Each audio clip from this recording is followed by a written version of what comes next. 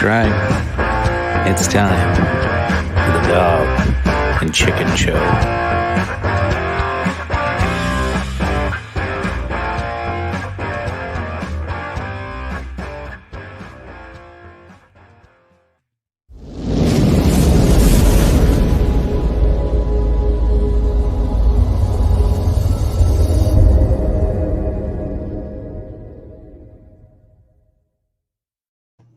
Welcome back, ladies and gentlemen, to another edition, a live edition of the Dog and Chicken Show, the greatest show that you'll ever see. It's your favorite Wednesday night podcast to jump in on live. I'm joined with my favorite dog in the world, T-Dog, Tony G. What's up, brother?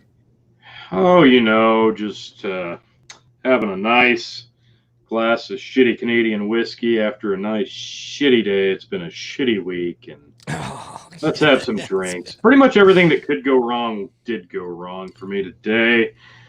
As I'm sure everybody watching can tell, my internet problem has not gotten any fucking better. So it doesn't look terrible on my end right now. It's doing okay. It's holding on. All right, well, we'll see. Fingers crossed. Maybe you're calling, bitching, and complaining tonight. Paid off, maybe. No, even the guy on the other end of the phone, like, oh yeah, I can tell it's not right. We'll send somebody out.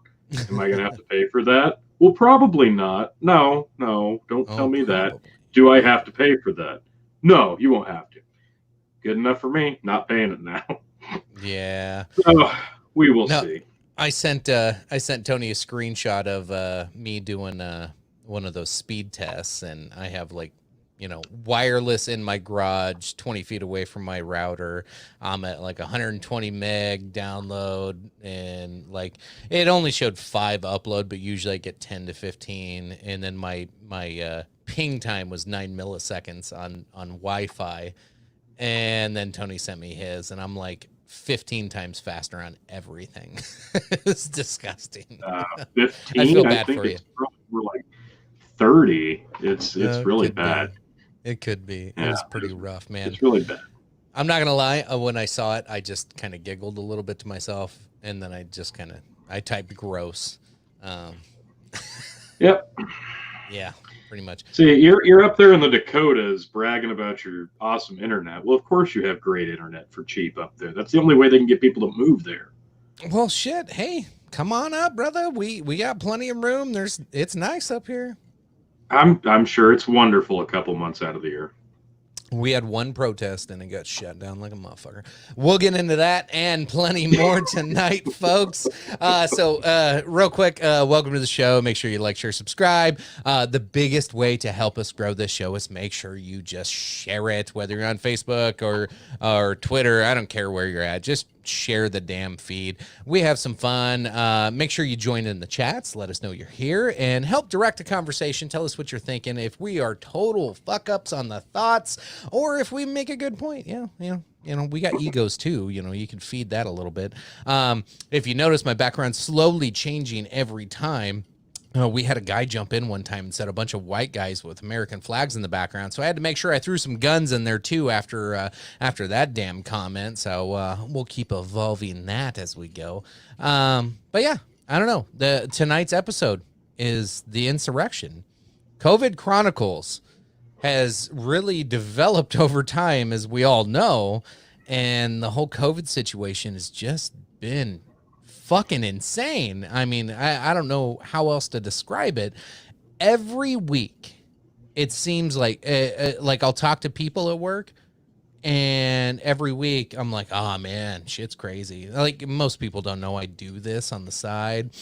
I don't share this with people I work with. Nobody up here knows what I'm doing. It's probably for the best. But every week I'm like, oh, shit's getting crazy. Shit's getting crazy. Like, I know, right? And then every week I'm like, fuck, it got crazier.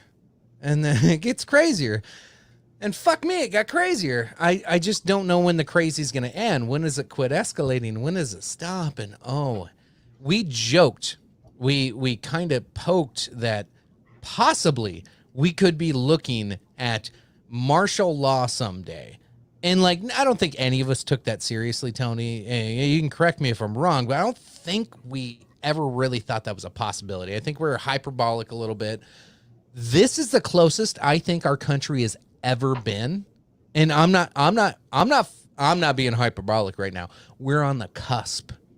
Like, we're this fucking close to seeing martial law, if not countrywide, at least in particular cities and states. This shit is getting crazy.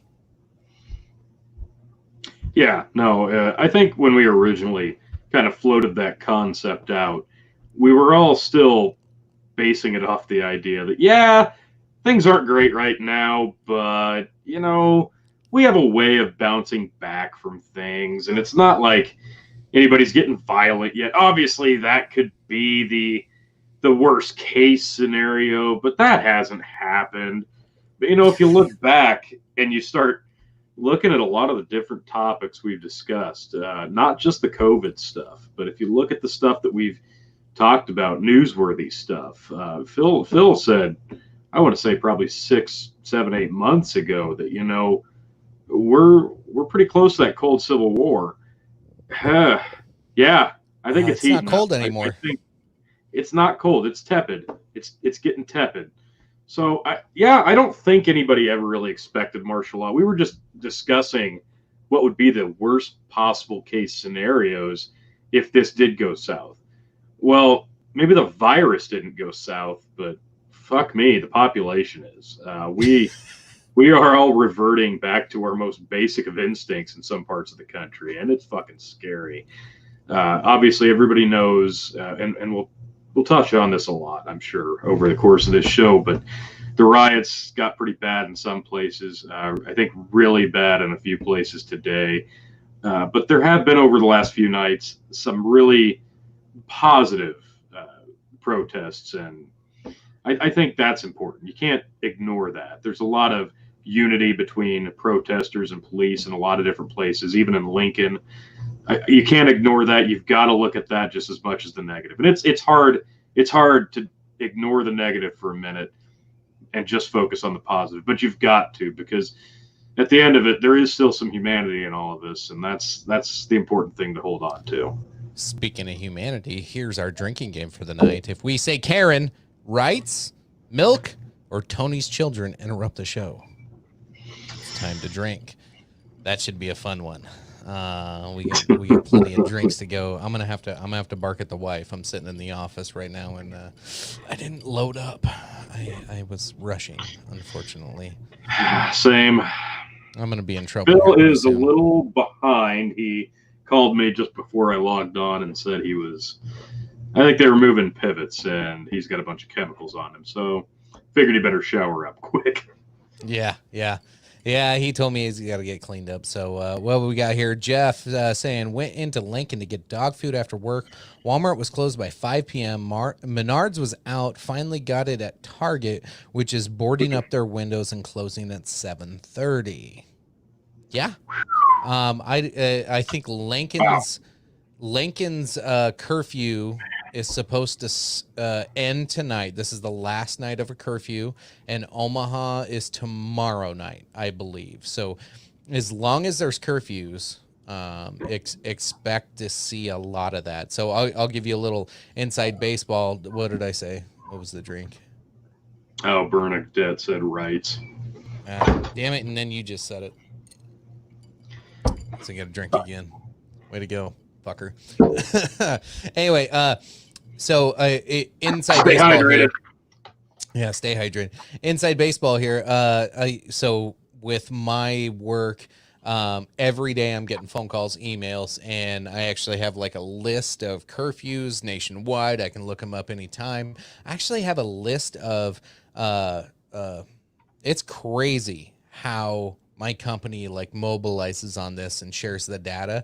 Like I have a map of the entire United States, and every time something's called in to our emergency center, like I can like pull up and see what happened and if the store had to close and whatnot. Like if you know who I am, you know who I work for. Over 250 stores closed over the weekend due to rioting nationwide. It's fucking insane. Yeah. It's unheard of. Unfucking heard of. You know how many stores we closed for COVID? Like for COVID, we closed like, I don't know, maybe like 50 stores for like 6 hours to clean. Like, I was gonna say, yeah. So, just out of curiosity, do you have a number? How many stores are there in the U.S.? Off the top of my head, I don't have the exact number, but it's like 4,800. Well, I'm giving away who I work for when I say that, but wow, yeah. wow, man, Dunkin' Donuts is killing it. Oh, we got shout outs. Shout outs to Bernadette there from Chloe and Morgan. Hi, Nina. Aw. That's cute. We got kids watching. We better keep it calm here for a little bit at least. It's all right. It's the opening of the show. So we got our drinking game in there. We're going to talk about quite a few things tonight. Of course, we're going to talk about the protests and the riots. There's so many things to get into, not only with those, but beyond those, just because it stems into, I don't know, the uncomfortable topics. And so trying to keep a level head tonight, and you know, I pop off sometimes, but I've tried to get a little script here to the side to keep myself in line, but there's certain things we all need to know, and we all need to understand what is psychologically happening to this country right now, and what the media is doing, and what the bad actors are trying to portray. Because this is not only an insurrection on our country and try to tear apart of our government, but it is it's really pulling at the heartstrings of America and separating and dividing us, and it's sad. Because I see everybody taking the bait. Every social media post being shared. Oh, yeah. The keyword, shared. Nobody has their own fucking opinion right now, and that's the grossest thing. Everybody's just sharing everybody else's shit because they're, you know, Lynn posted the perfect picture the other day, and it was perfect timing because I almost shared somebody's post. Like, because I thought it was good, and I was like, "Oh my god, yeah, that's perfect." And I was like, "No, I'm not going to do that. I'm not going to do that because everybody else is doing that right now." And then, like 2 minutes later, Lynn posts the definition of virtue signaling, and I was like, "Fuck yeah!" He read my mind before he even knew what I was thinking. Like, I wasn't thinking about virtue signaling. I was just like, "I just don't want to do this." Oh god! But it was. Why didn't you share it? No, I'm not going to virtue signal. Not going to do it. I'm not going to do it. But you should have shared it. Come on. I share a lot of stuff with you guys that I do not share publicly. So. That's true. Yeah. Well, we can't because, as I've discovered, Zuckerberg bans you pretty easily. Actually, I wanted to mention, I don't know if there's any validity to this, but the next 30-day ban I get, and believe you me, it's coming like a bat on a hill. Yeah. Supposedly, let me see if I can find it. I saved it because I'm like, God, I really got to try this. If there's any validity at all to this, I may have found a loophole. While Tony's looking that up, Tom, I'm going to bring that up here in just a minute. Go ahead. If you get put in Facebook jail, post on Instagram and click the post to Facebook tab, and boom, just like that, you're an outlaw able to post on Facebook even though you're in jail. Ah, look at that. Boom! Tony's kids interrupted. Time to drink, folks. That didn't take long. Only 14 minutes. How about Only that? 14 minutes. For those just joining in, welcome to Dog and Chicken Show COVID Chronicles live edition. This is titled The Insurrection. This is the attempted takedown of American government. So while Tony's dealing with his child there, make sure you like, share, subscribe, all that good stuff. Let's get into some of the conversation, some of the topics. Tom just made a reference to something that's really important, and a lot of people don't know this, especially if you're not watching all news sources. If you're only watching your CNNs, MSNBCs, Fox may have covered it. I haven't seen a lot of it yet, but the bricks on streets is sad. Now, I think it goes beyond what a lot of us think, because we're like, bricks getting thrown through windows. How'd the fucking bricks get there? They're not tearing them off of buildings. They're not tearing them off of walls. People are dropping palletfuls of bricks the morning ahead of a protest. Yep. This has been like widely reported. If you look for it, if you look up pallet of bricks protest on Google, you're going to find several news stories. This is actually happening. And so whether you think this is Antifa or white supremacists, I don't care. They're the same thing.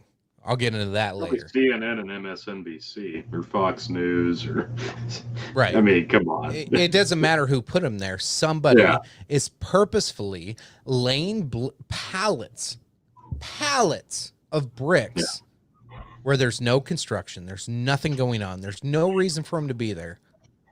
People are laying these down on purpose. This is a strategy commonly used by Antifa. It is. Sorry if you don't think it's Antifa, and if you think it's white supremacists, I'm going to argue later that they are no different other than their ideology. They are the same people. They just believe different things. That said, this is a setup. This whole thing is a setup to cause people to fight, destroy, and cause mayhem. Prove me wrong. Tony, what have you seen on this?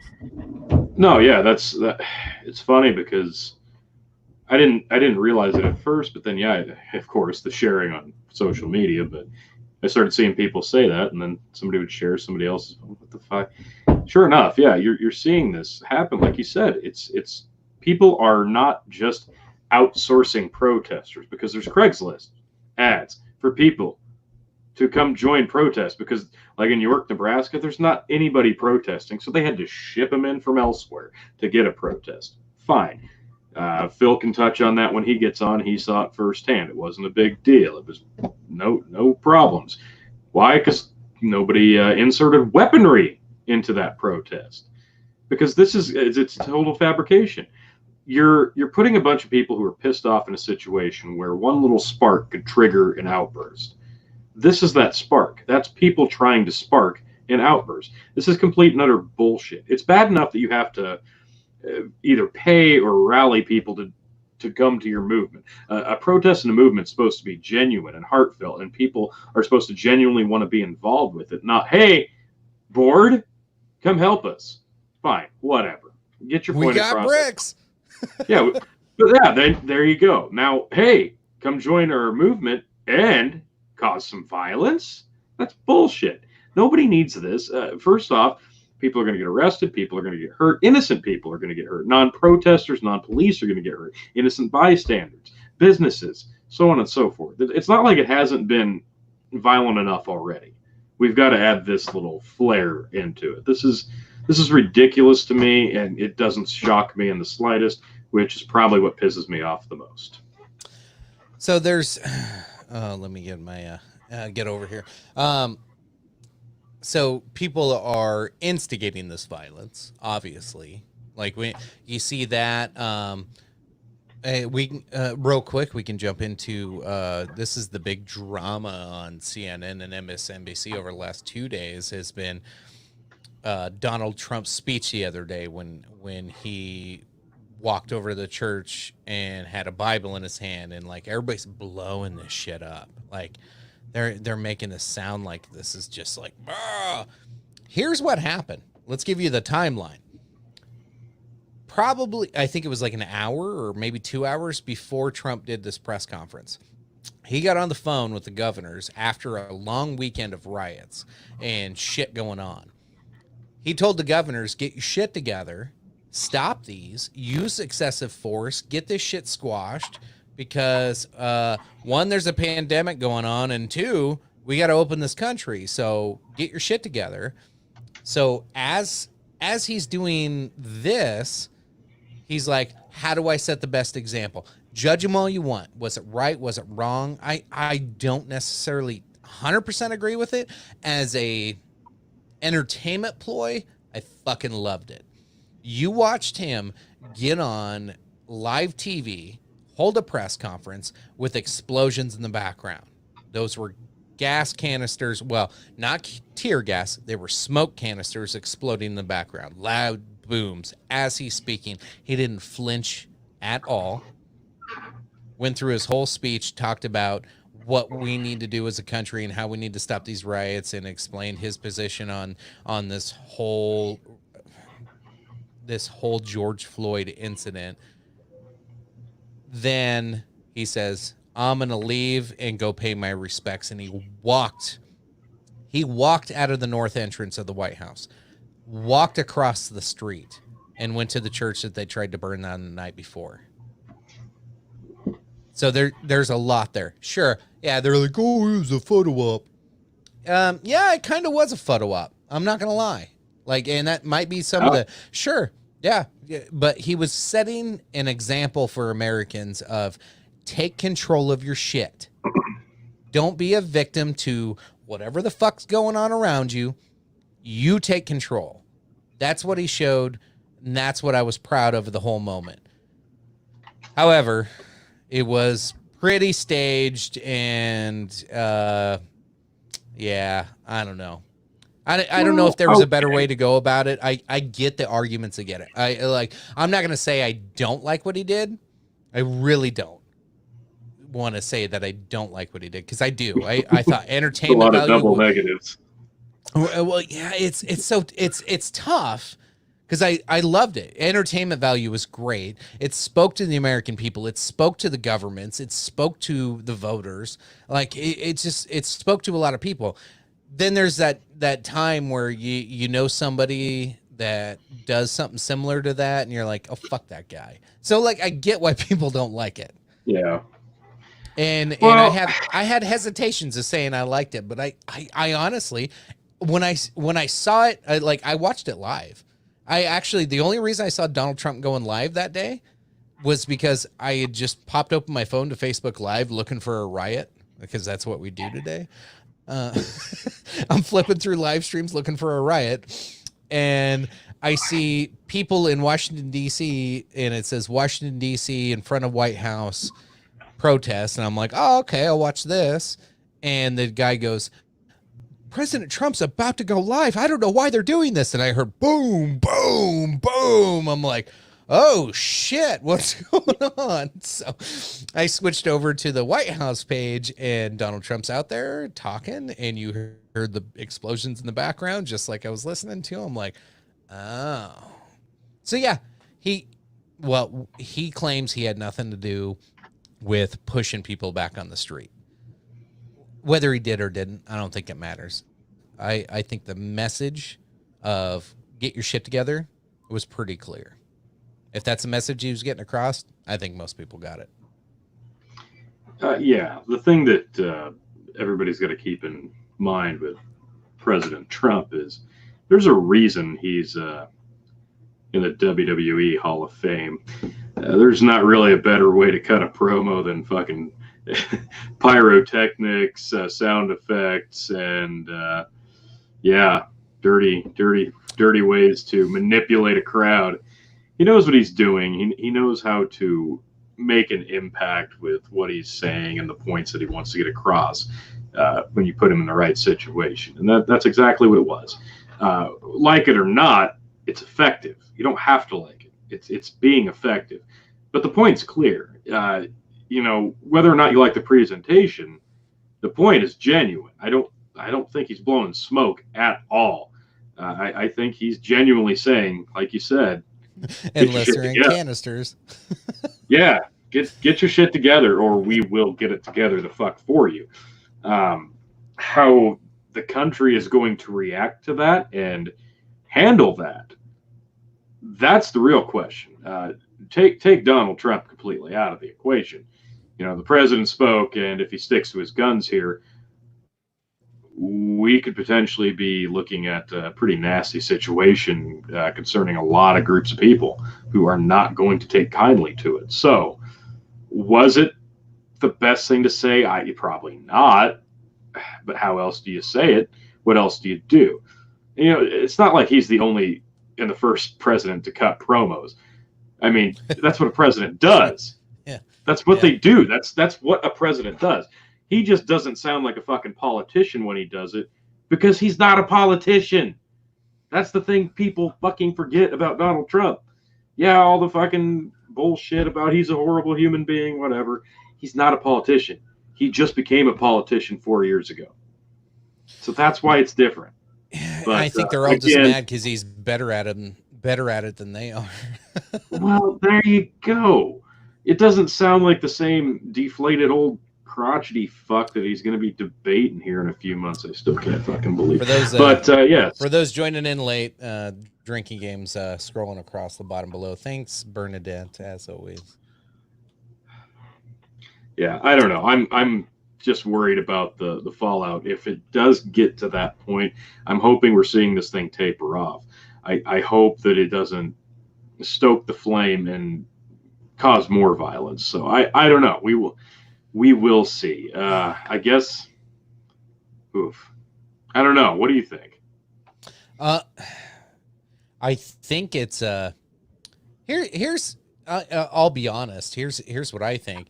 As much as you like or hate Donald Trump, like that's irrelevant at a certain point because he has been 2 steps ahead of the media, and that's like he does this on purpose. He's purposefully baiting them into these arguments that they can't win over and over.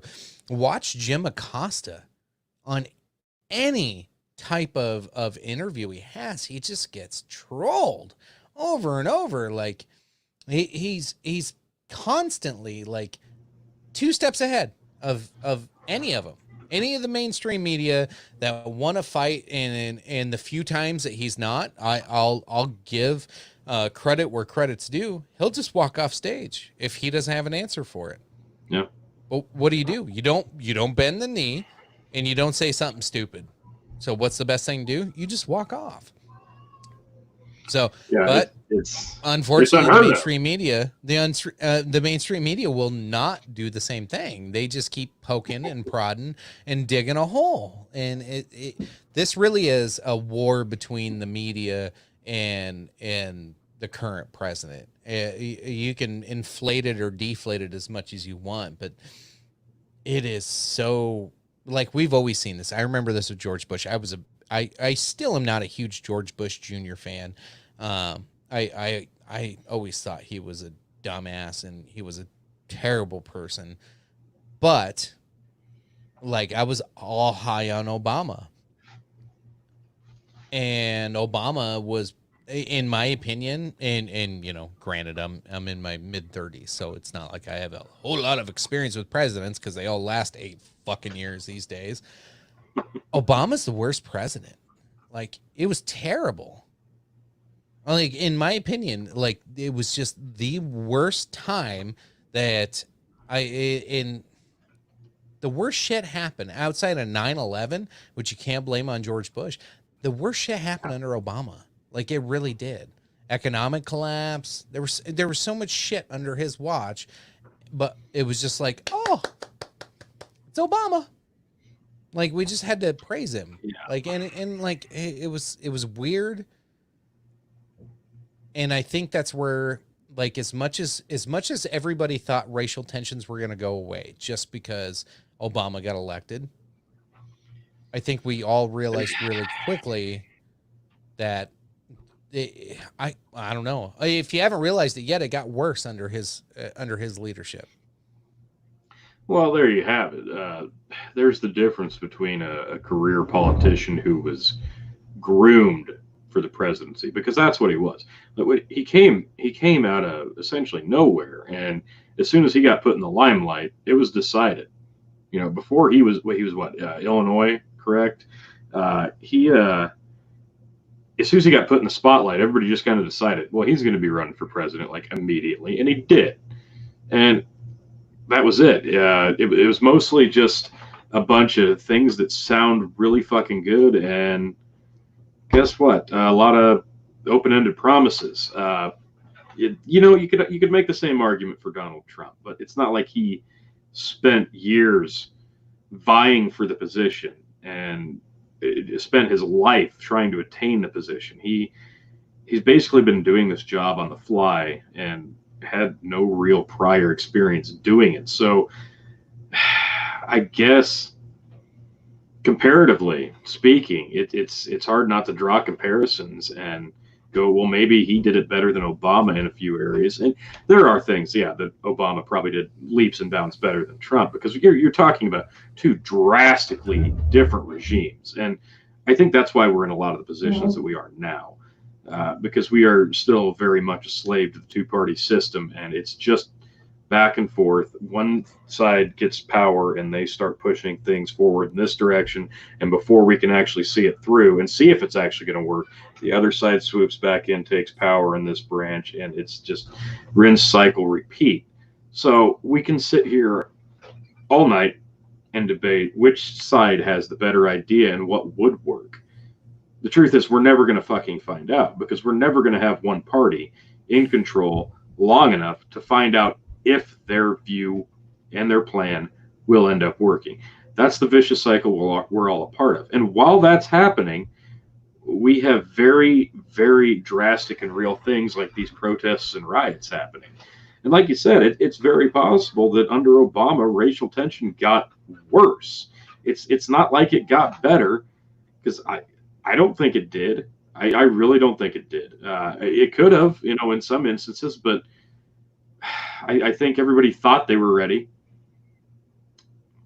Thinking and being are two completely different things. So what we're left with now at the end of this is, if this does escalate past the point of the local police and the National Guard having to step in and martial law having to be enforced, unfortunately, that might be your biggest step towards racial tensions ending, because it's going to stop being about race at that point, and it's going to be government against people.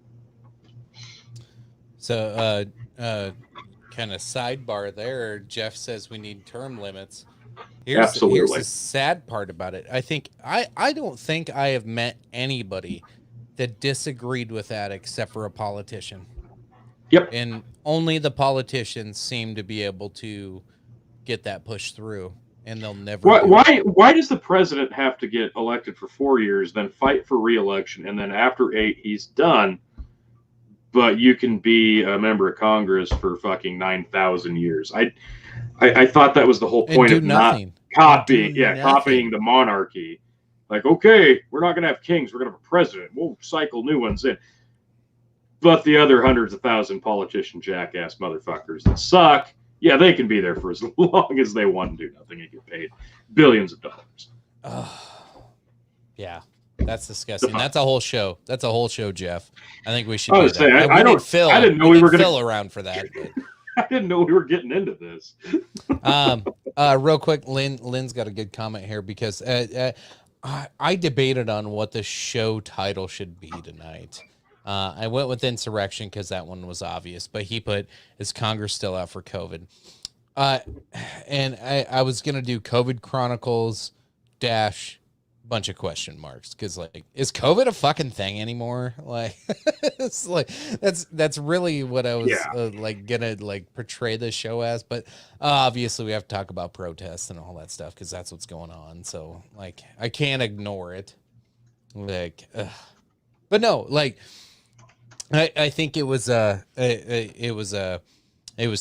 of Tim Pool. I pimp out Tim Pool all the time. I watch a lot of Tim Pool. Well, the dude pumps out like fucking 20 videos a day, so it's hard not to have him in the back of my brain. But like yesterday, I busted out laughing. One of his episodes, he showed a whole bunch of people like protesting in France, and it was this image of thousands of people in France, which, if you don't know, France was hit hard by COVID, like super hard. And it was this huge line that says, French people align with Black Lives Matter and American protests. And it just showed this like swarm of people going down the streets of Paris.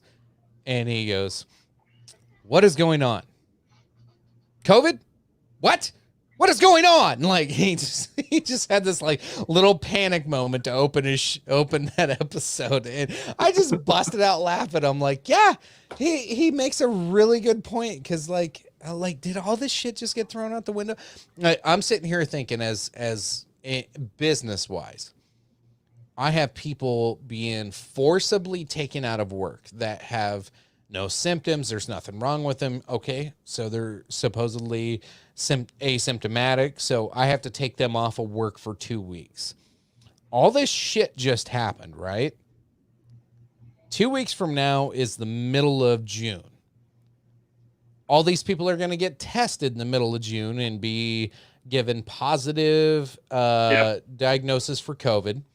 Then they're going to be told to take 2 weeks off. Hold on. Just wait. Think of this business wise. Yeah. If you're in any major business, you're going to get 2 weeks off at the end of June. And then you're going to be released back to work the weekend of the 4th of July. And no business, especially a big business, is going to fire you if you call in right now because it's bad. Yep. It's bad publicity. You can't fire people right now. It's bad publicity. They're sick. We told them to stay home because they're sick. Dude, do you think any Target, Menards, restaurant, like half of these businesses that have people that don't really give a shit about their jobs, they're not going to be around for the 4th of July. I feel bad for businesses that depend on not only holidays and seasonal activity, but resort areas. Jesus fucking Christ, this is going to be a shit show. We got weeks of this to come. Yep. It's going to get bad.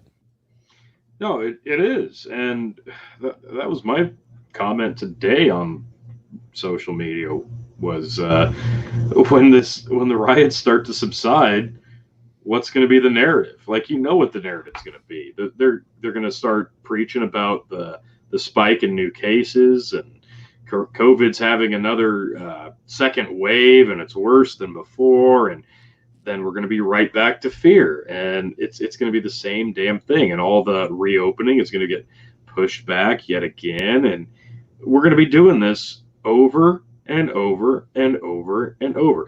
I could not fucking tell you in the last couple weeks what COVID has done. And I haven't given a damn because at this point, we're just living with it. It is what it is. We know it's a threat. We know it's out there. We know it's pretty survivable. And we're dealing with it, but we've also got to kind of live our fucking lives. But we're going to see the fear machine. We're going to see that kick back in here probably in the next couple weeks. And that's all we've seen, the fear machine. Well, yeah. And it hasn't stopped since February. The media has been doing nothing but selling fear. And let me tell you, business has been popping. And those stimulus checks don't cover the bill on the fear. We're just going to go further and further into the fear debt because we can't get enough of that shit.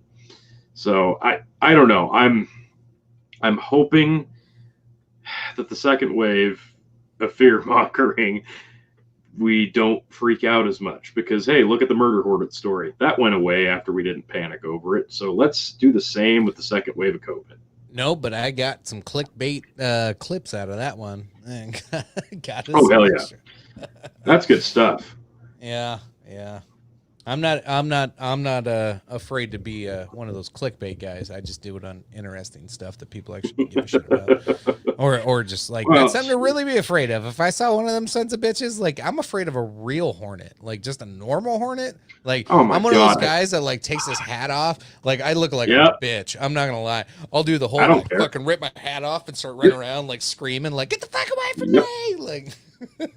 I go right after them because they're coming right after you. I can't stand those. That's the only thing I hate about when it gets hot. Other than the fact your body has to adjust to the dehydration and the heat again. It's the fucking bugs and the wasps. I can't stand the wasps. Now it's the fucking mosquitoes, dude. Mosquitoes are back. You know, the mosquitoes don't bother me until about August, September, when they get real thick with the gnats and they're just basically part of the air at that point. When the gnats become part of the air, no matter where you walk outside, that's what I can't stand. There should be term limits on those motherfuckers too. Term limits on bugs. That's the hard-hitting journalism you get here on the Dog and Chicken Show. is how long should Yeah, bugs survive? I think the lifespan Well- of a mosquito is like 5 days. So I was they gonna say do it's have a not term long. limit, I guess. They do have a limit, and it's not short enough. I think we need to put that shit to a vote. So real quick, while we're on bug talks, my son really wanted to. He's on this nature kick right now. He's on this bug kick. So he's 11. He's going to turn 12 in November, and he's all interested in animals and bugs. And we're sitting on the deck, and he's like, "Dad, look at all these ants." And I'm like, "Why do I have so many fucking ants on the porch?" Like, Yeah. he's all like, "Look at all these ants! Like, you excited? I want to catch them." I'm like, I want to kill them. I'm like, catch as many as you can. So you get this little bottle, and he tried to catch a whole bunch of them. Hold on, it gets funny.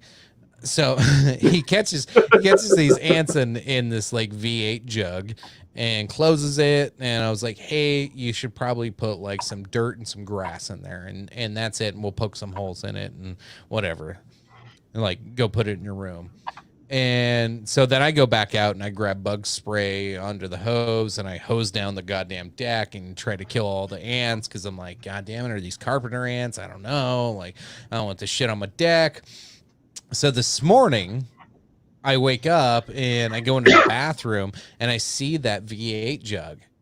And I see a whole bunch of grass and leaves, and I seen green beans in it. I just saw all kinds of. I saw strawberries in there. Like, fuck.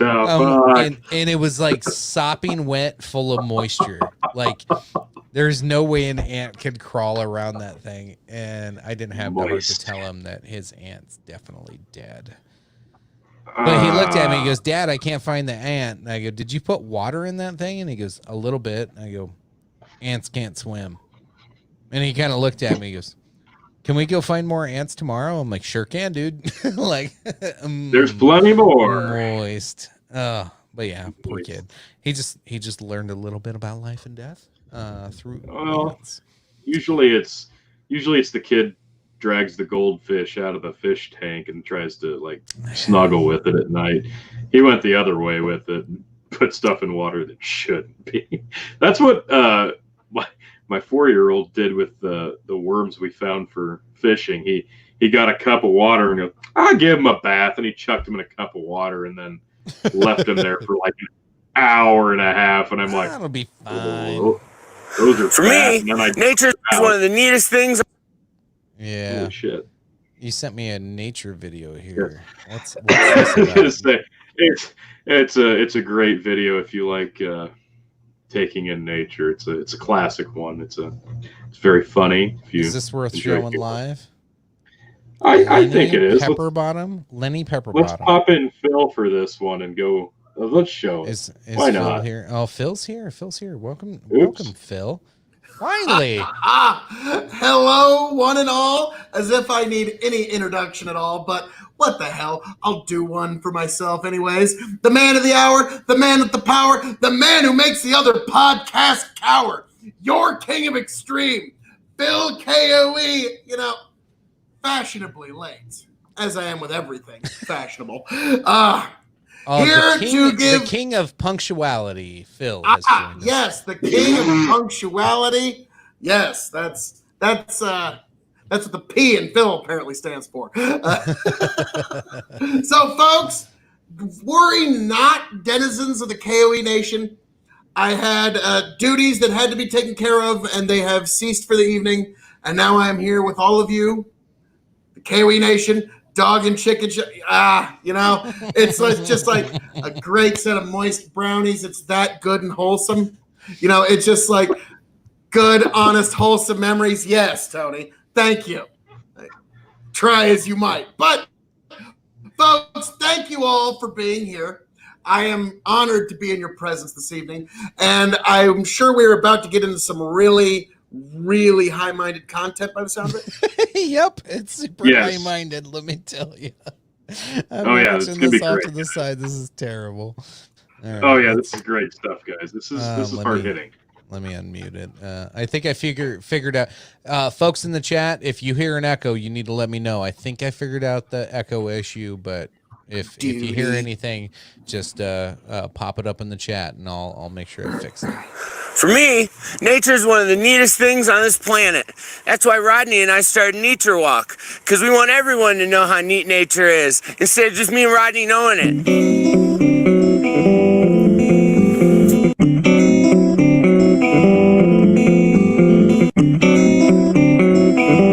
How neat is that? That's pretty neat. Without a doubt, coming out into nature is one of the neatest things there is to do. But All right, Tony, what the fuck did you get us So into here? what you're showing us here, Tony, is in essence if the Red Green Show was produced in 2020. More like 2010 with like an 8mm camera. That was my first Look at initial that. thought. Like, Look at the top left of the screen where it says the title of the episode. Yeah. It's the Nature Walk. Nature Because Walk. it's neat. Because nature's one of the neatest things you can have. Boy, the people that are getting YouTube hits thanks to this whole lockdown. My God. I mean, the Tiger King became a celebrity, and now this guy's getting... Hey, look at this. time. Look at this. This is from August 4th, 2009, and it has 15.5 million views. So, just saying. 15.5. Yep, Lisa. And, you know, if you were to put Red Green on YouTube back in the day and give it about 10 years, I bet, yeah, you'd have gotten about 15 million views. Yeah, that was an awesome show. Fine. I loved it. If the women it don't was find good. you handsome, they should at least find you handy. I mean, you know, luckily for me, you know, I'm both. But My favorite fucking thing they ever did on that show was when he'd go and fix stuff. He always make it worse than it was to begin with. But the one time he actually fixed something was, I'm going to show you how to fix that clock on your VCR that's always blinking. And all he does is cut a little 2-inch strip of electrical tape and puts it over the blinking clock on the VCR. Like, damn, that's brilliant. That's fucking brilliant. That's what I did in both Camaros I had. The check engine light came on, and I just put some electrical tape over it because it was a Chevy. Every 1980s Chevy had the check engine light that came on for no fucking reason. See, I was just put black electrical tape over it, and it was good to go. Did you drive this off the lot? Light. Yep, pretty much.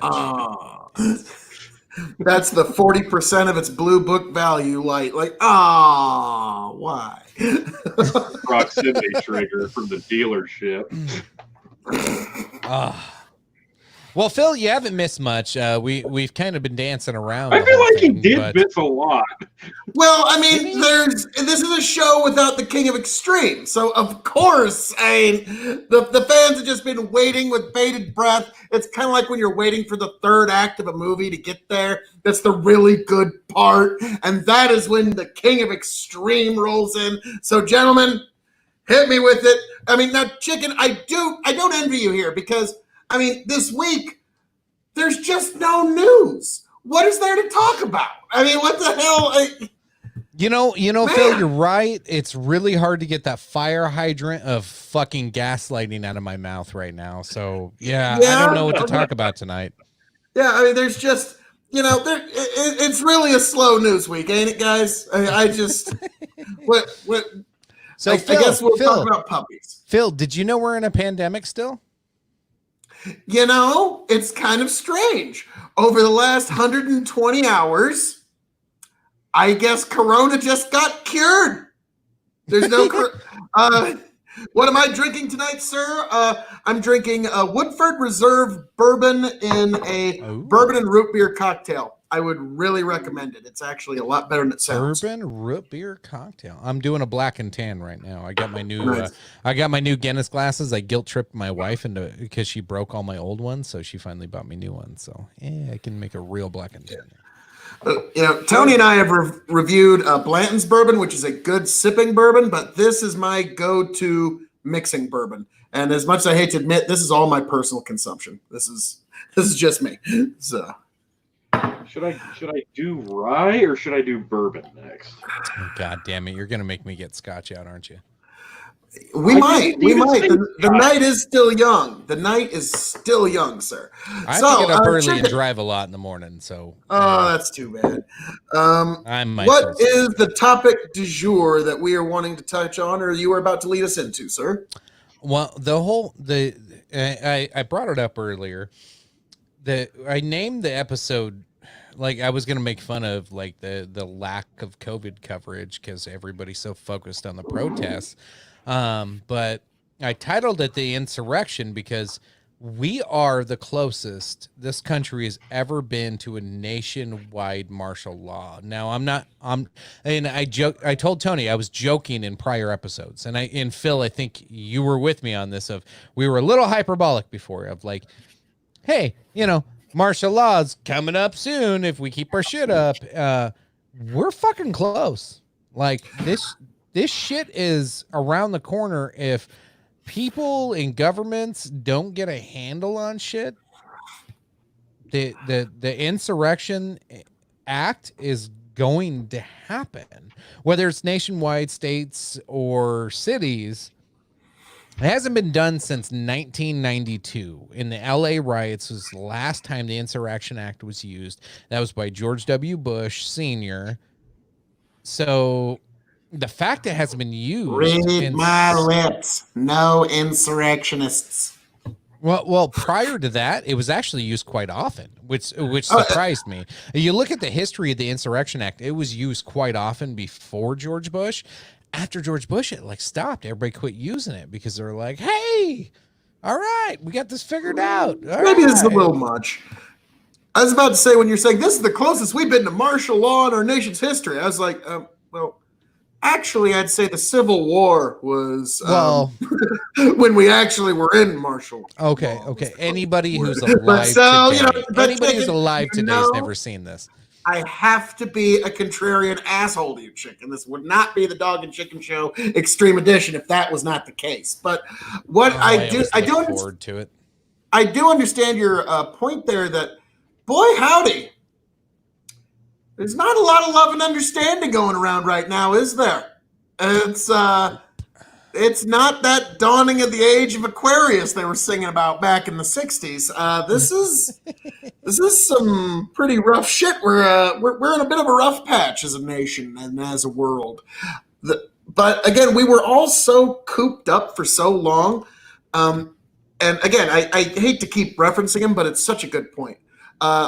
Author Scott Adams talked about, even Cesar Millan has said that, just any organic animal, if you want your dog to behave, you have to burn off their energy.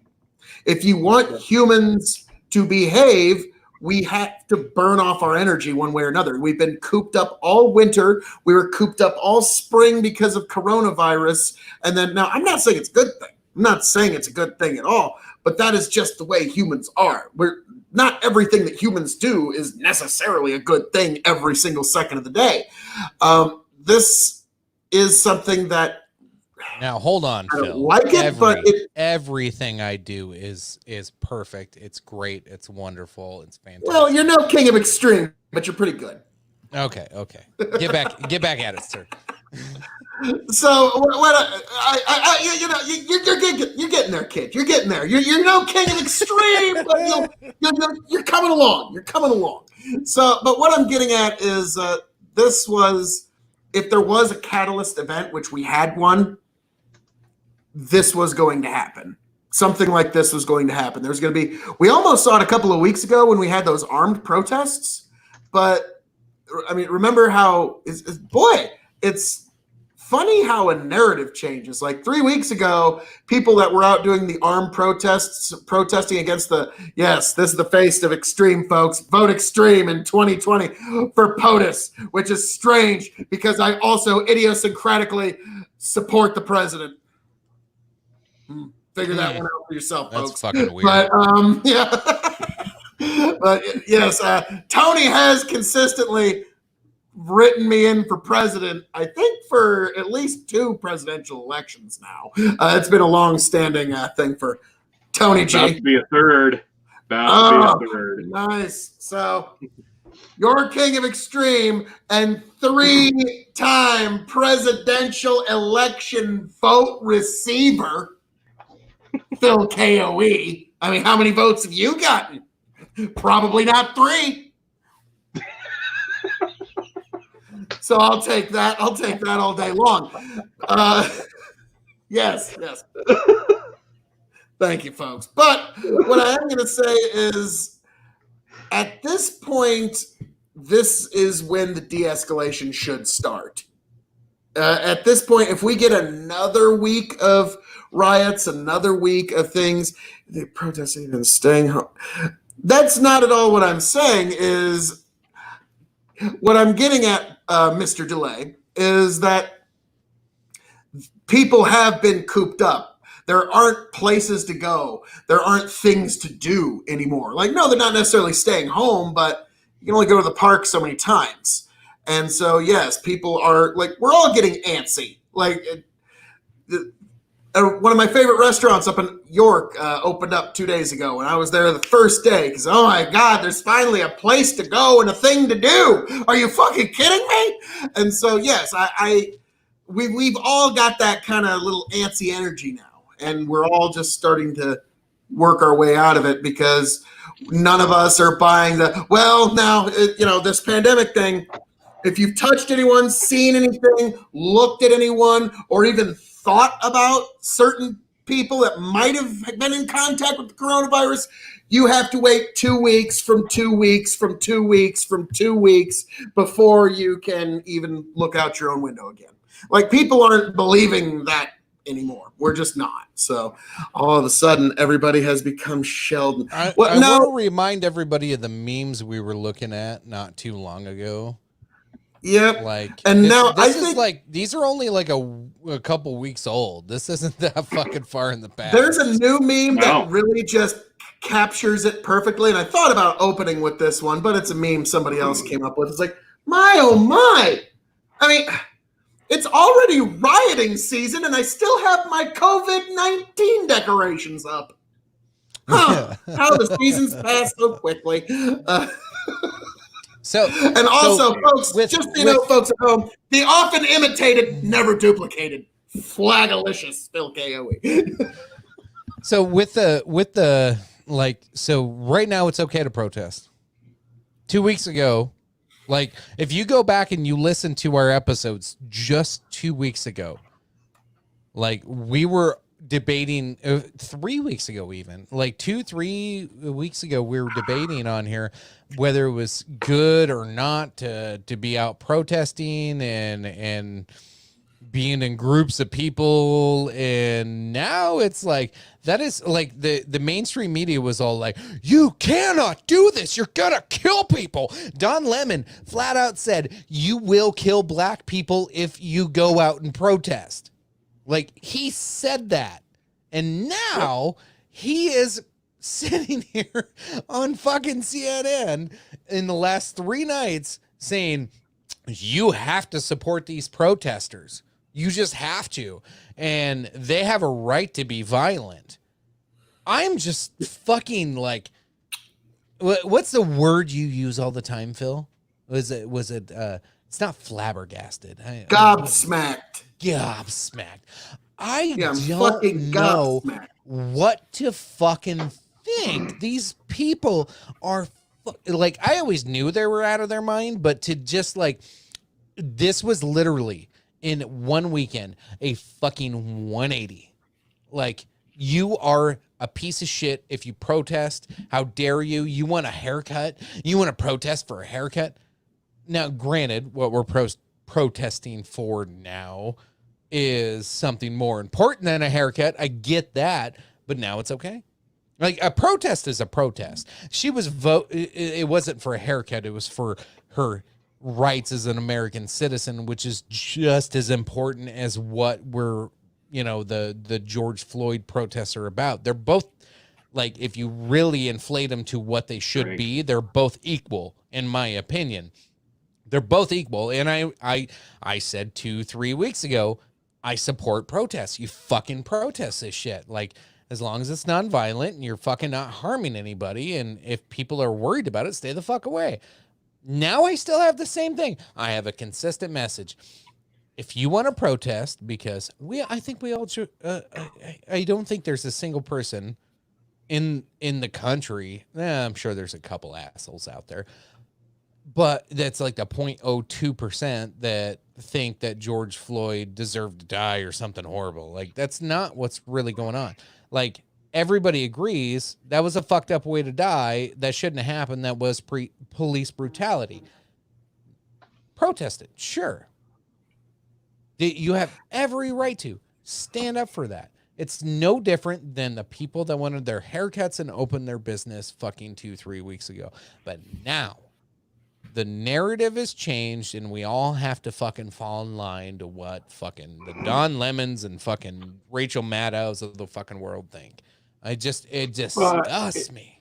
It's gross. You're right. It's ridiculous how hypocritical they are, but we expect the media to be completely hypocritical. It's just damning to see it so quickly turn around and do a 180, like you said.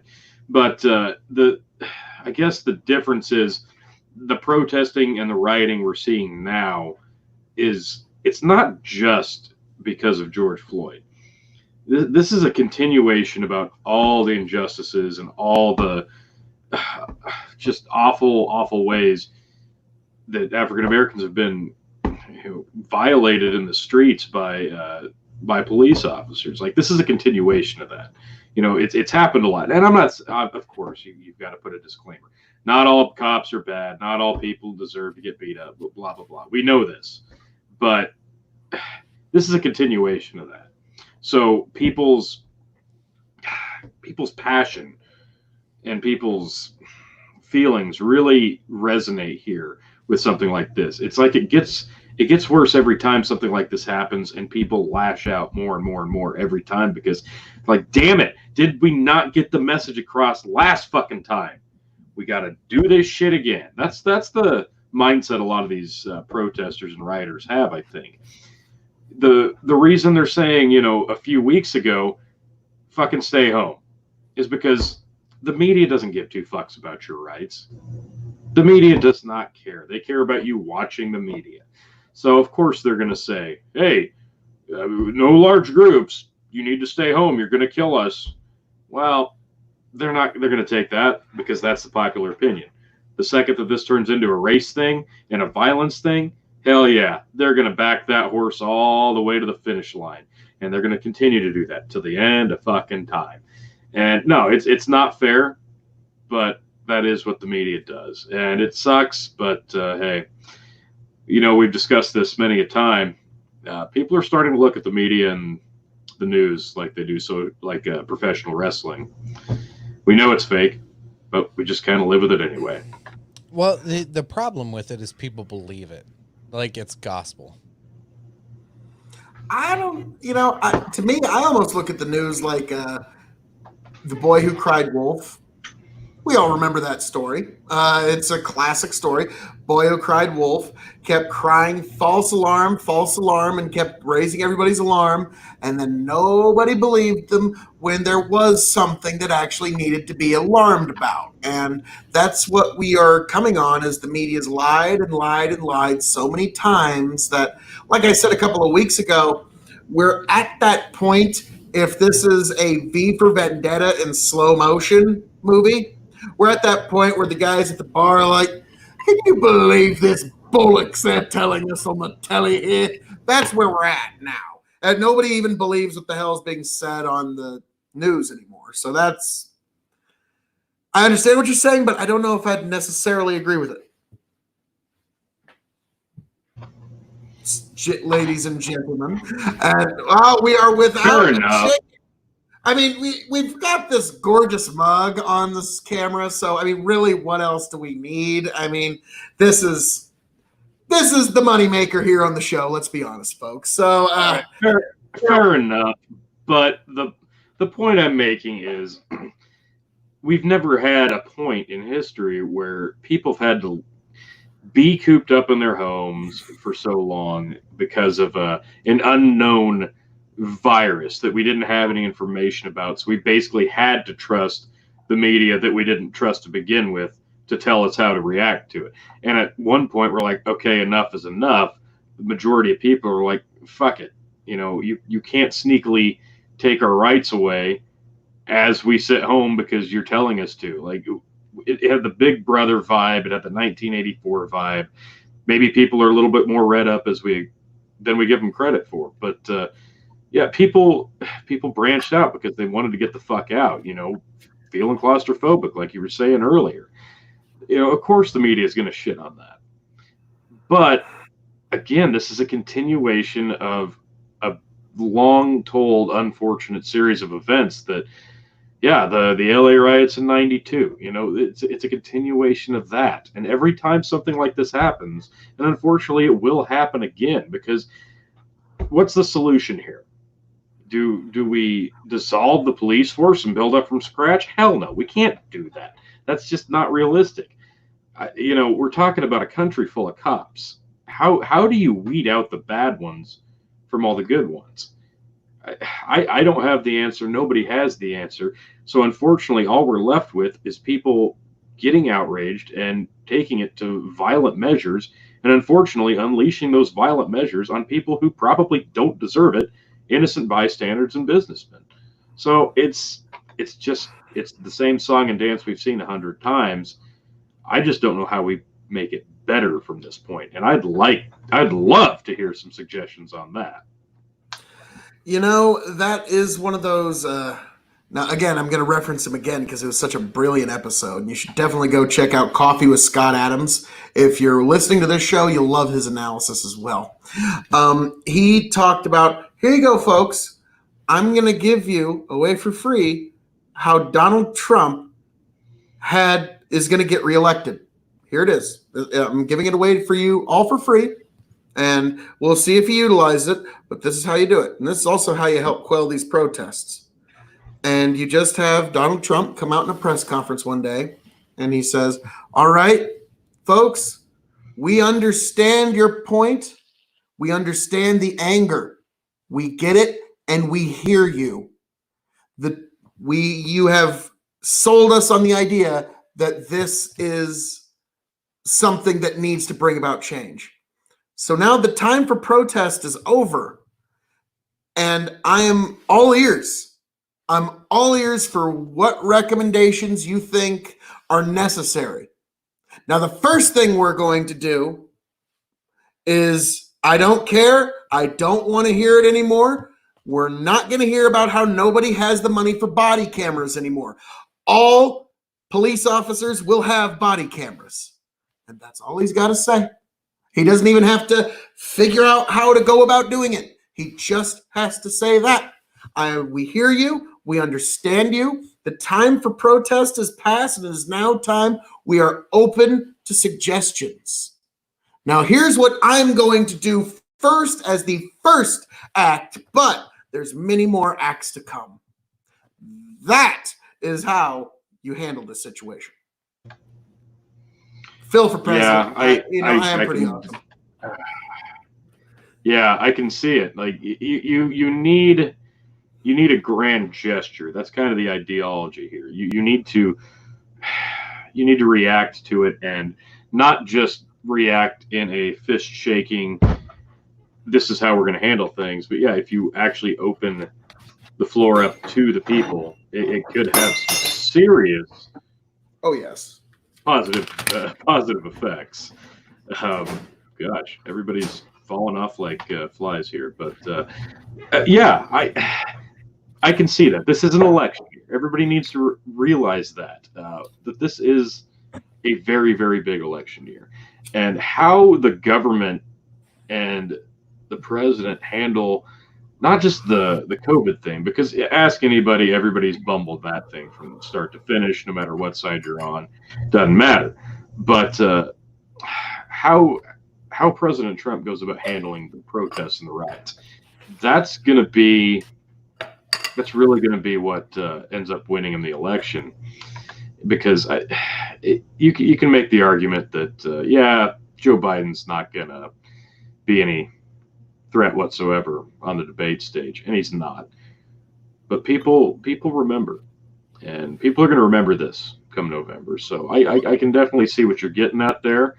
I can definitely agree with it. So it'll be interesting to see what he does, because what we talked about before he jumped on was getting violent with the violence and how people react to that. And I'm just hoping it doesn't stoke the flames into a towering inferno. So we'll just have to see how that all shakes out. But Phil, let's get your thoughts here.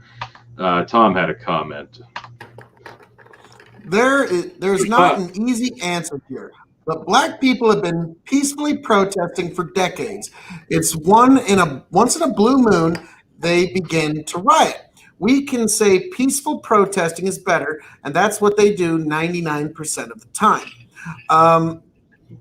Sure, I'll excellent point there, sir. The question is, right here, right now, we have this riot going on. We have this continuous day in, day out, every other day. It seems like we have some sort of property damage. And this is the time to strike while the iron is hot, to say, we hear you, we understand you. This is the time to enact change. I am open to suggestion. Donald Trump, of all people, the guy, the consummate salesman. If there's anybody that could pull this off, that's the guy that can do it. So that's just that's my own personal advisement and my own personal counsel to the Trump administration. So I'm sure the check is in the mail, guys. I'm sure any day now. Yeah, and to further comment on Tom's comment, once in a blue moon they begin to riot. Well, that's for the most part true. Here's the thing, though: we only really get coverage of the violent stuff. People only pay attention to the violent stuff, and I said this at the top of the program. You can't ignore the peaceful stuff. You can't ignore the nice stories coming out of this. Like in Lincoln, we have the cops doing, I think it was in Lincoln, the cops were doing the Cupid shuffle with the protesters. Like, that's a cool thing to see during times of unrest like this, when people are taking violence to an all-time high during these riots. Seeing something like that, or the cops hugging and high-fiving the protesters, or kneeling with them, or hugging them, things like that. You can't ignore that, because it's the same ratio. For every one little bad deal that happens, it's a bigger picture, because there's so many other good cops out there. But that small little fraction of bad cops, how do we weed that out? We don't know. But it is nice to see these good things coming out of it. It's nice to see that unity coming out of some of these protests, and not just the unfortunate people putting a pallet of bricks out and escalating it into a towering inferno. So, yeah, you get more coverage of the bad stuff. They make it sound like those once in a blue moon riots are a lot more frequent, and they're probably not, statistically speaking, but you're only going to get a lot of the coverage of the violent and ugly stuff. And the ugly side of humanity, unfortunately, that's where the ratings are. So Well, I'll play devil's advocate real quick. Diablo Advocati. Yes. So I heard Phil, and I don't disagree. You heard him break something. Yeah, that too. So yes, the media is a fucking huge problem in this, but so here's what I'm seeing. There's a lot of groupthink going on, and it's going on both sides. You got the right and the left doing this whole groupthink, and it's not necessarily bad when you get both sides doing groupthink, because then that starts to lead to compromise. So that's probably where I agree with Phil, is that we're coming close to time for talks, time to end violence, time to make some arrangements and make some action happen. Yeah, the body cams on every cop, fuck yeah, dude. Black or white, yeah, dude, I'm down with that. That's total accountability of your police force. I get it. Okay, yeah. And you're not going to get the result from that you think, because it's actually been shown that police officers are actually statistically more likely to commit a justified shooting and actually kill a suspect because it's on film that they're completely justified. Yeah. So it's not actually going to net the results that people think, but it's going to have actual objective evidence, and that is what we apparently need. And now I understand being a police officer is a very hard job, but this is a job. Thank you, Bernadette. But this is a job where we are giving certain citizens the literal power of life and death over other citizens. So a level of objective verification is required, in my opinion. Now, guys, this is going to be one of the, if I may, this is going to be one of the most controversial yet absolutely undeniably true things I will probably ever say on this podcast. It's going to be unbelievably controversial, and it's going to be 100% true. No one's going to be able to counter it. This is just a fact of life. We're going to have this problem until we figure out how to solve this one thing that we've never been able to solve in all human history. Positions of power tend to attract the worst among us.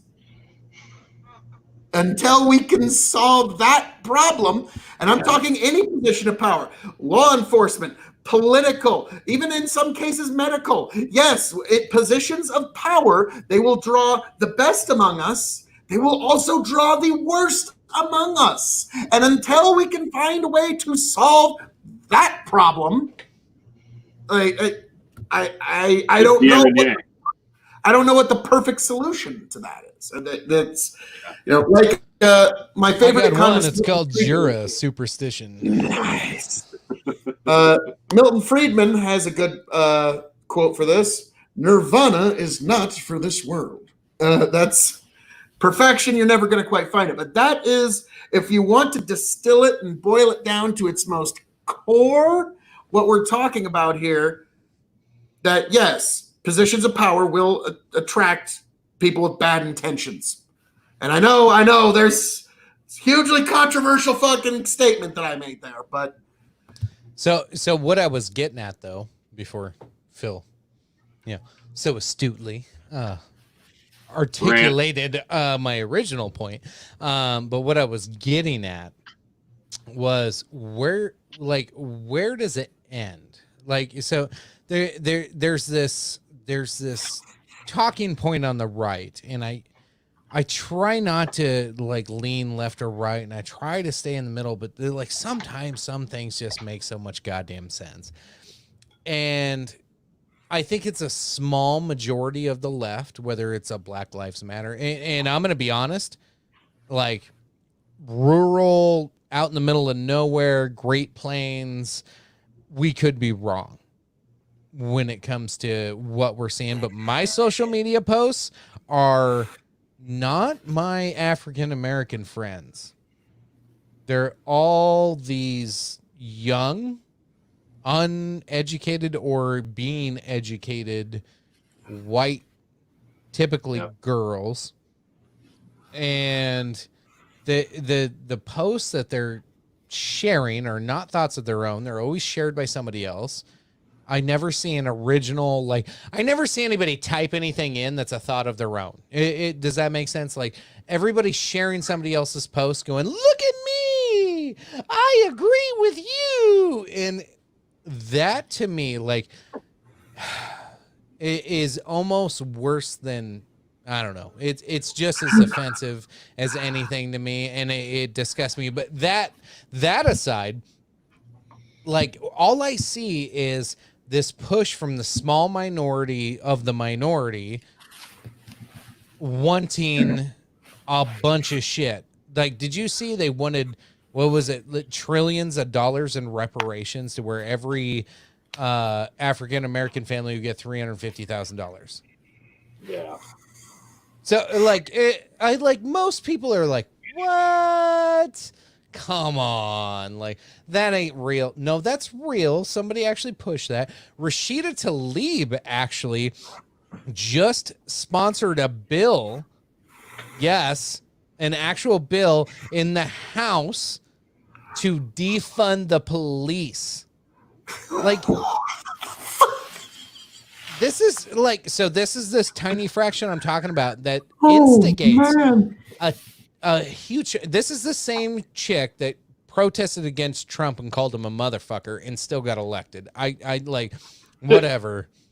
But you have these like little fringe groups that are pushing this narrative so hard that it's cringe worthy. And it's like, where does it stop? Like if and this is the left or the far right point. I'm not saying this is my position, but this is the position that some people have, and I get it. I get where they're coming from. When you see the Rashida Tlaibs and you see this fucking just outrageous claims to stuff, when does it stop? They arrested the cop. They charged him with murder. Today, they arrested the other 3, I do believe, or at least pressed charges on him. They upgraded the other guy's charge to second-degree murder. When's it stop? When do you stop bending the knee? When do you stop? When is it ever gonna be enough for the Rashida Tlaibs of the world? Well, when you're talking about follow that, up your Tom's comment on the screen. All right, I'll read it, gentlemen. Yes, agreed. But if there was ever a time cops should be on their best behavior, it's now. Yet, while people are protesting police brutality, the police are answering with brutality. Boy. After they get hit with water bottles, baseball bats, and like, I mean, come on, like I'm not going to bend the knee to it. If you act in violence, you should equal opposite reactions, right? Like, Tom, I love you, man, but I'm sure there's some times where it's not initiated, but these people, and what I'm talking about is the far fringes, and this is what I mentioned at the beginning of the show. I am putting forward the example that Antifa is no different than a white supremacist group. They're on the far fringes, and all they want is chaos, violence, and they will never bend the knee until they get what they want. But the sad part is, right now, what you're seeing is you're starting to see people bending the knee to the far left on shit they don't have to. We can make compromises. We can have conversations with reasonable people. But when you got a Rashida Tlaib and crazy people like that in power, you need to be worried. This is scary. This is when I'm reminded of a quote from the late, great Christopher Hitchens, where there's somebody that, he's trying to conduct an interview with the audience, and this one audience member keeps jumping up and but Christopher, you're not good. What about this and what about that? And I have a right to speak. I have a right to be heard. And at one point he turns to me, you do not have a right anymore. You are not asking for a right. You are demanding special privileges above everyone else, that you think your voice must be heard above everyone else, and you have the special right first and foremost against everyone else. And what I have to say is, get in line, pick a number, and kiss my ass. That is that's my take on that anyway. And that's what I'm kind of hearing is, we're at the stage where there are certain people, and especially this is such a 2019, 2020 thing, is people aren't even asking for equal rights. They're asking for extra special privileges now.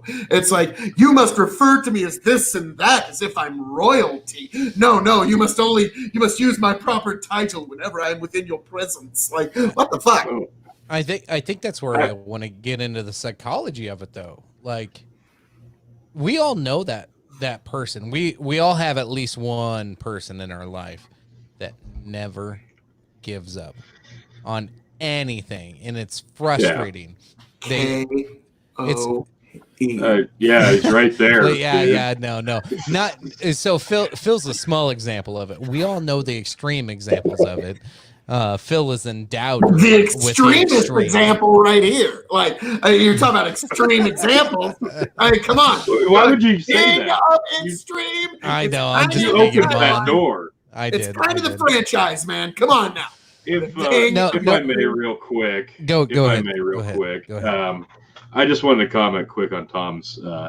if there's ever a time cops should be on their best behavior, it's now.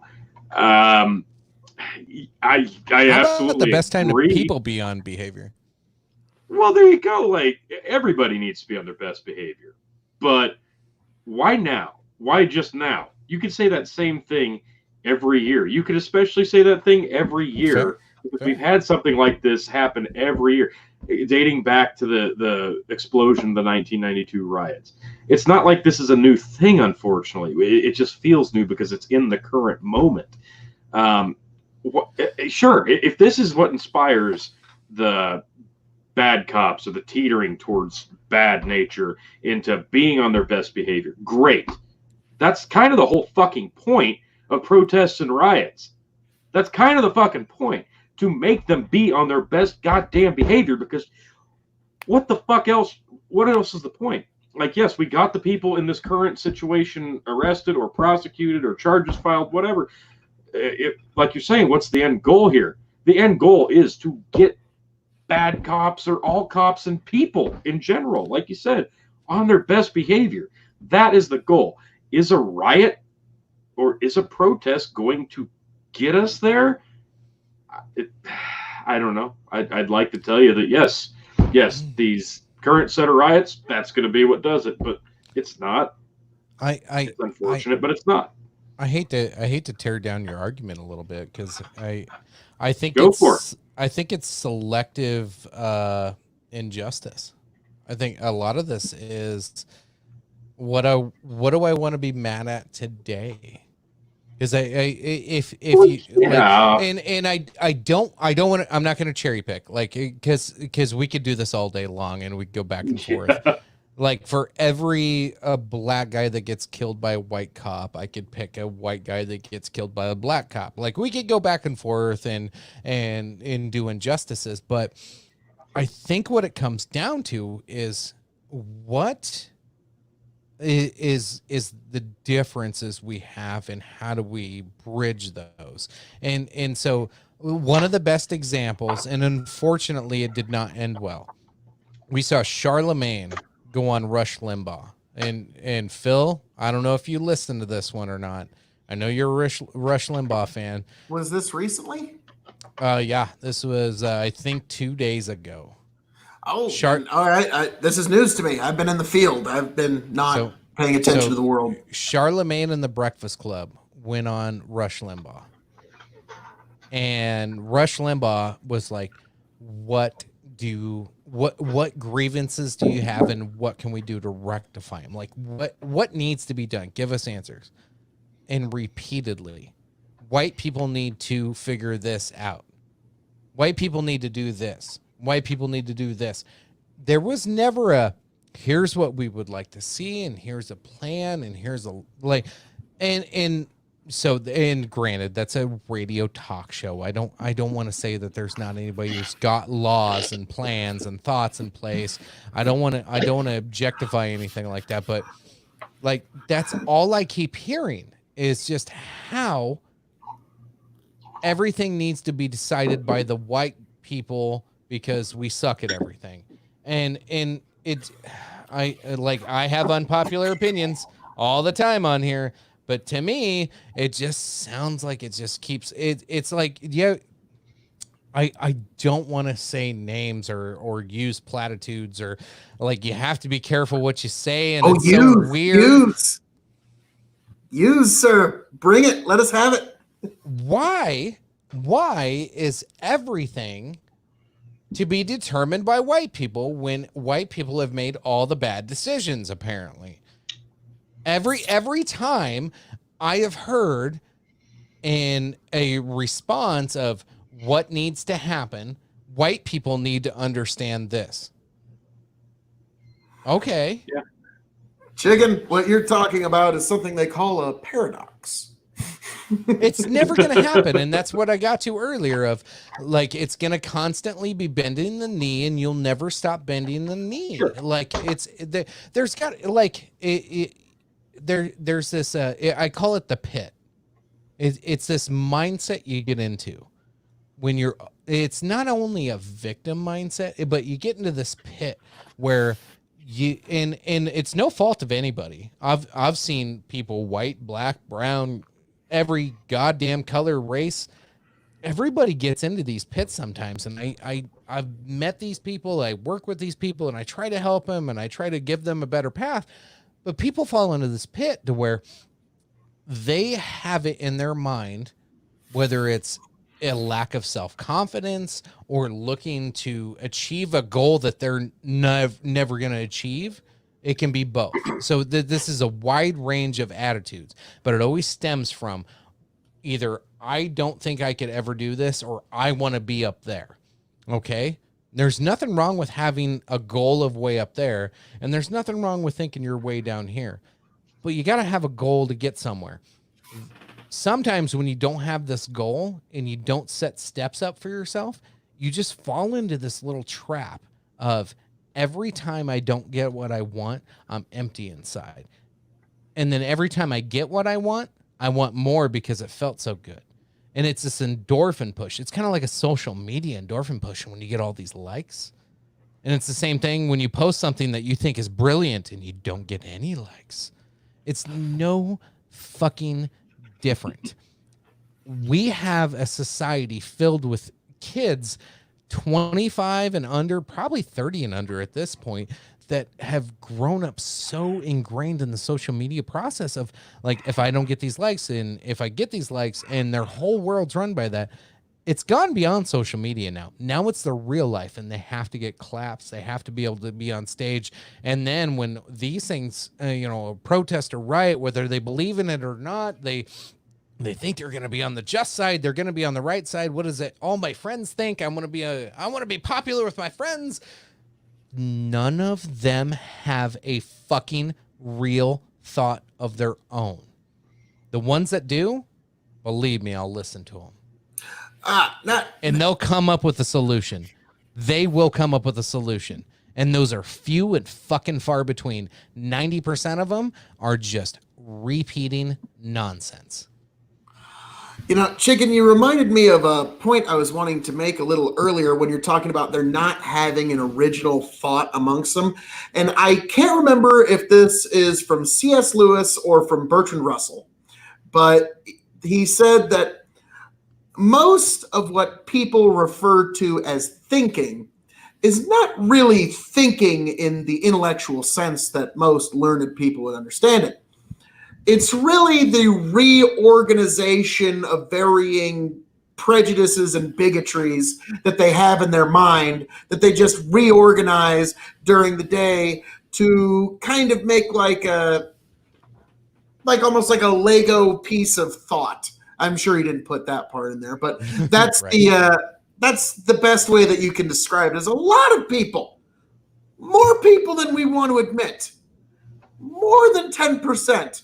Probably a lot more than 10%. Don't engage. Take this Tony piece. I'm going to take this Phil piece and this chicken piece and the CNN piece, and I'm going to build this thought. Think about and Don Lemon's a perfect example of this. It's not really any actual thinking. It's just okay, this is a story about this. All right, I hate Trump.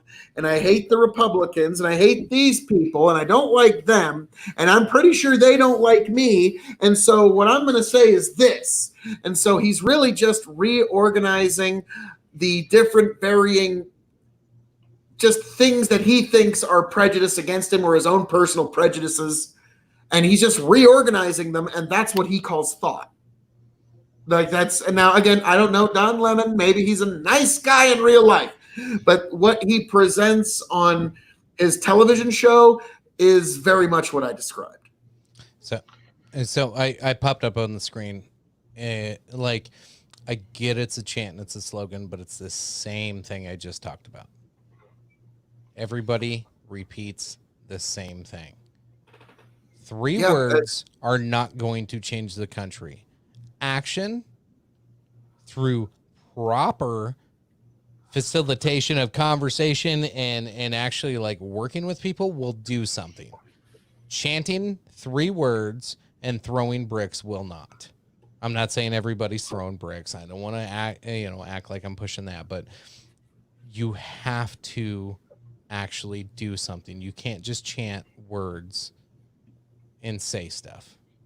It doesn't work. Let's see. Let me get Tom's other comment here on the screen.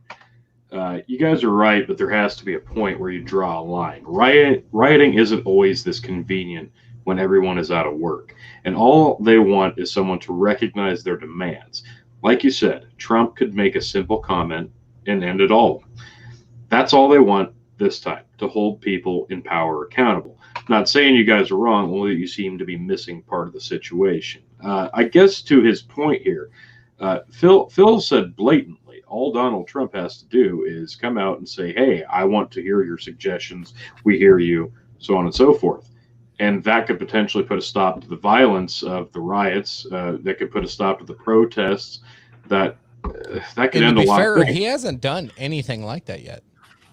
Trump's failed to do that. No, he hasn't. That's the point. And I think Tom's got a good point here. And that's why he needs to hire me on as a consultant. Sure, obviously. Sure, fair. Obviously, Phil needs to be a consultant. But no, why hasn't he? Well, it's because that's not his. It comes back to politics. Let's be real. Let's be real. This whole thing's a TV show. I know exactly why he hasn't said anything. Do you guys remember the Fine People hoax from a couple of years? Years ago, one of the things holding up people's Trump derangement syndrome in their minds. Remember that when he was talking about people on both sides of the statue issue, and he said there's fine people on both sides of the statue issue. And later in the same fucking paragraph he's speaking, he says, well, but I'm not talking about the neo-Nazis or white supremacists. I completely condemn them. However, the media still turns it into Trump praises neo-Nazis and whites. Thank you, Tom. Thank you. Hey, that might be 4 votes that I get this time around. Nice. I'd be a pretty good president, I think. You might get more than the Green Party. But that's grading on a pretty serious. Zinga. Yeah, but Jesus. Where was I, guys? Sorry. I mean, Tom's amazing idea that I should be the president. Right. Got him. Get him.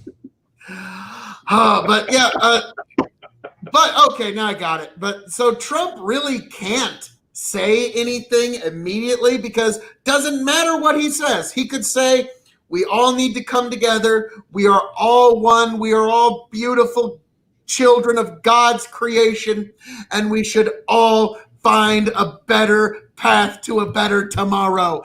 And somehow, some way, it will be construed that Trump is trying to marginalize some group or he's trying to endorse some bad person, and the media will distort every single thing he says. So that's why he hasn't just jumped out and let me get out ahead of this and talk, because it's just every time he's even talked about like, well, maybe if we could find some sort of disinfectant or something, maybe that could work.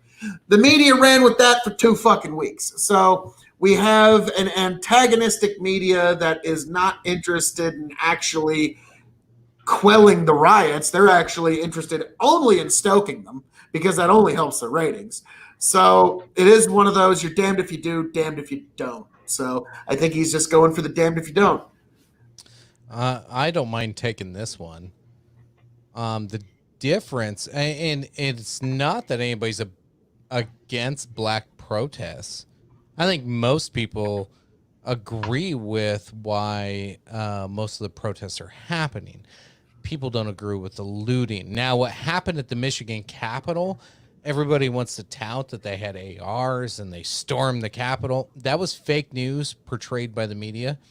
Honestly, you obviously watched CNN or MSNBC or saw it from New York Times or Washington Post or whatever.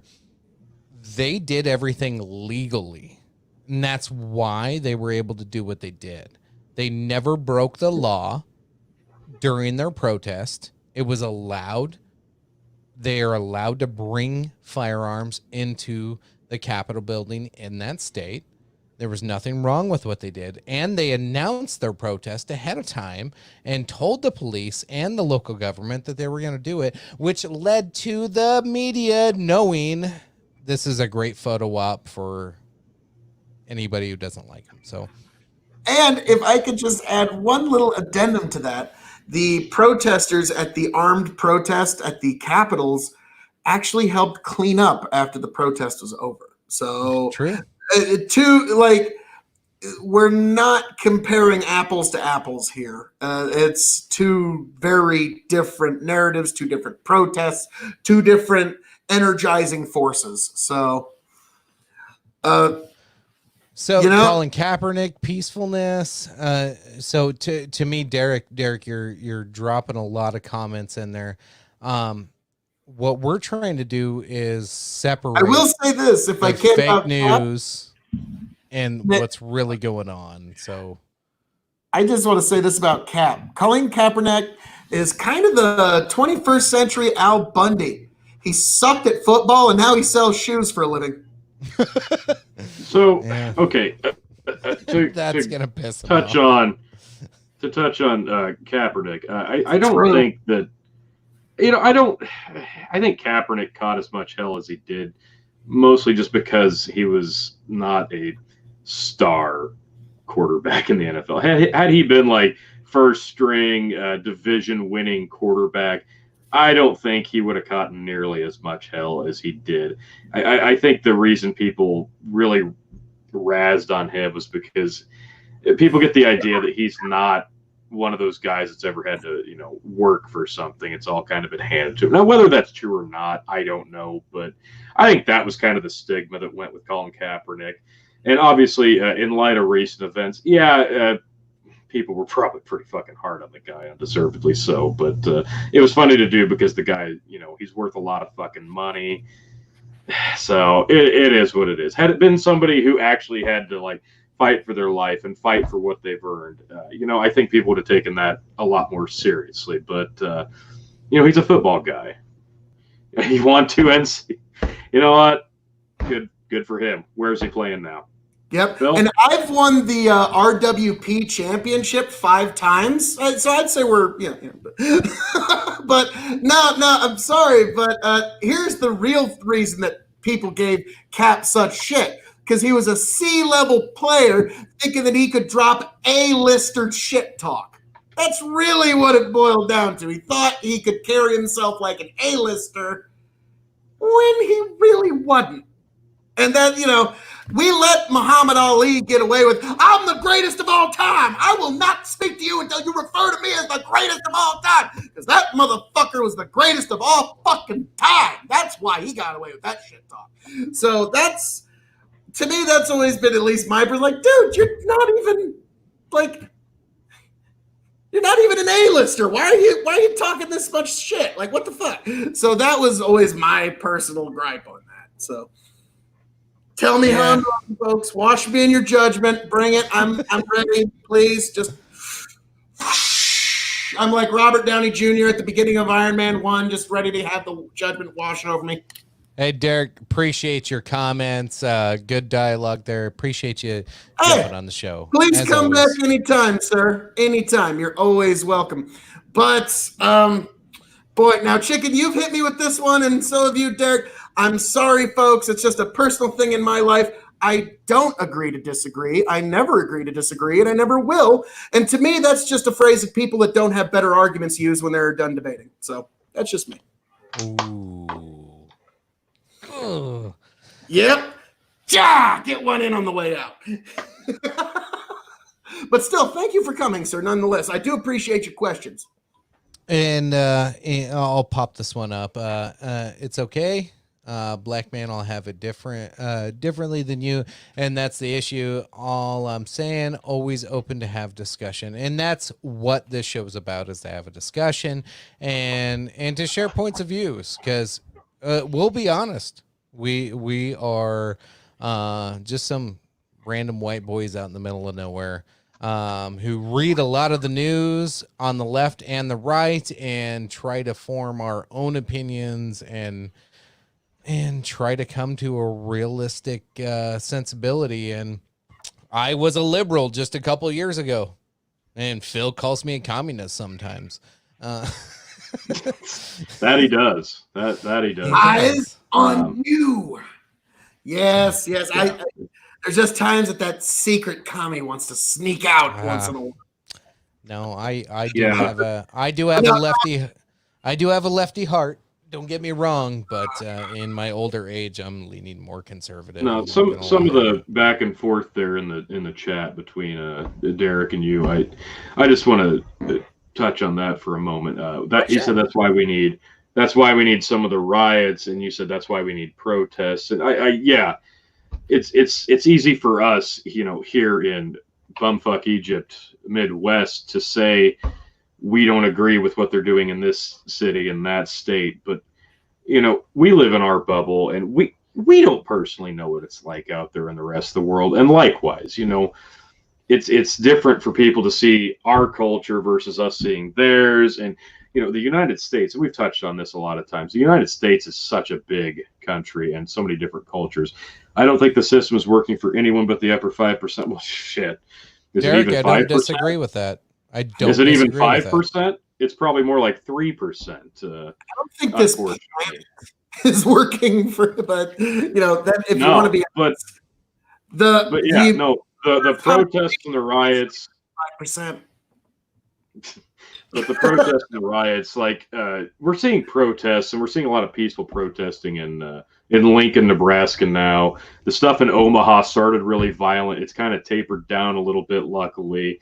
So, it's easy for us to judge it here and say, well, in this state they're doing it differently. But we don't know what it's like there on a day-to-day basis. So let me make that disclaimer first and foremost. But I will again back the idea that we agree with the protesting, and if it's done in the right way. We don't agree with people being violent towards people who don't necessarily need to be the recipient of the violence, and that has been happening, and we don't want to see that. People that have been just now reopening their businesses because of the COVID stuff, they're finally getting to reopen and start making money. They're being put out of business because their fucking building went up in flames. Nobody wants to see that happen.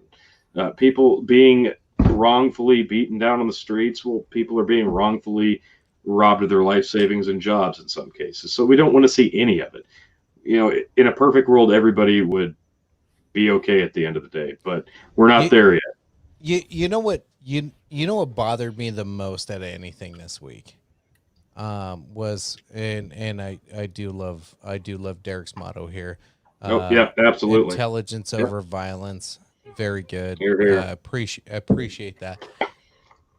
The most disappointing thing I seen this week, being from Nebraska and lived in Lincoln for quite a few years, and support that community so much. We watched and we had a watch party on Facebook, and there was so many people that jumped in, and it was good. To me, whether you agreed with the rhetoric and the comments or not, it was peaceful. Everything was doing well. The cops and the protesters were getting along. They kneeled together. They chatted together. They're giving each other bottles of water. Everybody was getting along. And then the live stream ended, and I was like, fuck yeah, I can go to bed. Way to go. Lincoln, Nebraska can show the country that this can happen. It wasn't a huge protest. It was maybe 100, 200 people. It wasn't huge. It was pretty small, but it went well. And then 3 hours later, 3 hours later, yes. I wake up in the morning for work at 5:30, and it was 30 people. Don't get me wrong. It's a small majority. And that's what all of these are, is a small majority of just random people. In Lincoln, it was 30 people drove up in a bunch of vehicles and started trying to break into a Target. And I'm like, oh my God. Did this really? But I'm as I'm watching the video, the cops knew this was going to happen. They all pulled up in unmarked vehicles and tear gassed the fuck out of it. I don't know.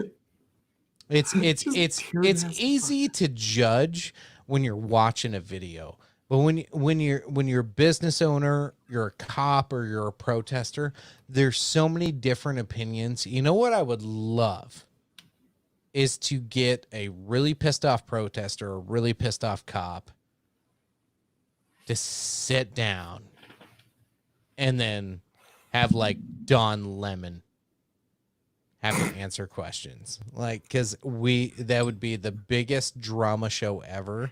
Can we go with Chris Wallace instead, so there'll actually maybe be a resolution at the end? Like, yeah, when Chris Wallace did his presidential debate, I was just like, can you just do them from now on? Like, holy shit, you're actually levying hardballs to everybody. Yeah. Destroy. Derek, all cheers to that. We usually do a drinking game on here, but I think we all need to drink to that, because that is a well said. I keep getting booted out. I don't know. My internet keeps going, cutting in and out, just cutting me off. But one thing he said, they're destroying your community is never the answer, but the system has to be shaken. And that's kind of the, it's not right or wrong. No, I don't disagree. But the ideology from going from a peaceful protest into a full-blown riot, that's kind of where that stems, because a protest only gets you so far, and then, like you said, everybody goes home happy and goes to bed at night. A riot kind of drives the point home, and that's kind of the mentality of the people who are taking it into the riot territory. Right or wrong, the riot gets the point across harder. We talked about it last week, though. Like, there's a point where, you know, a protest isn't enough, and you have to have more civil disobedience.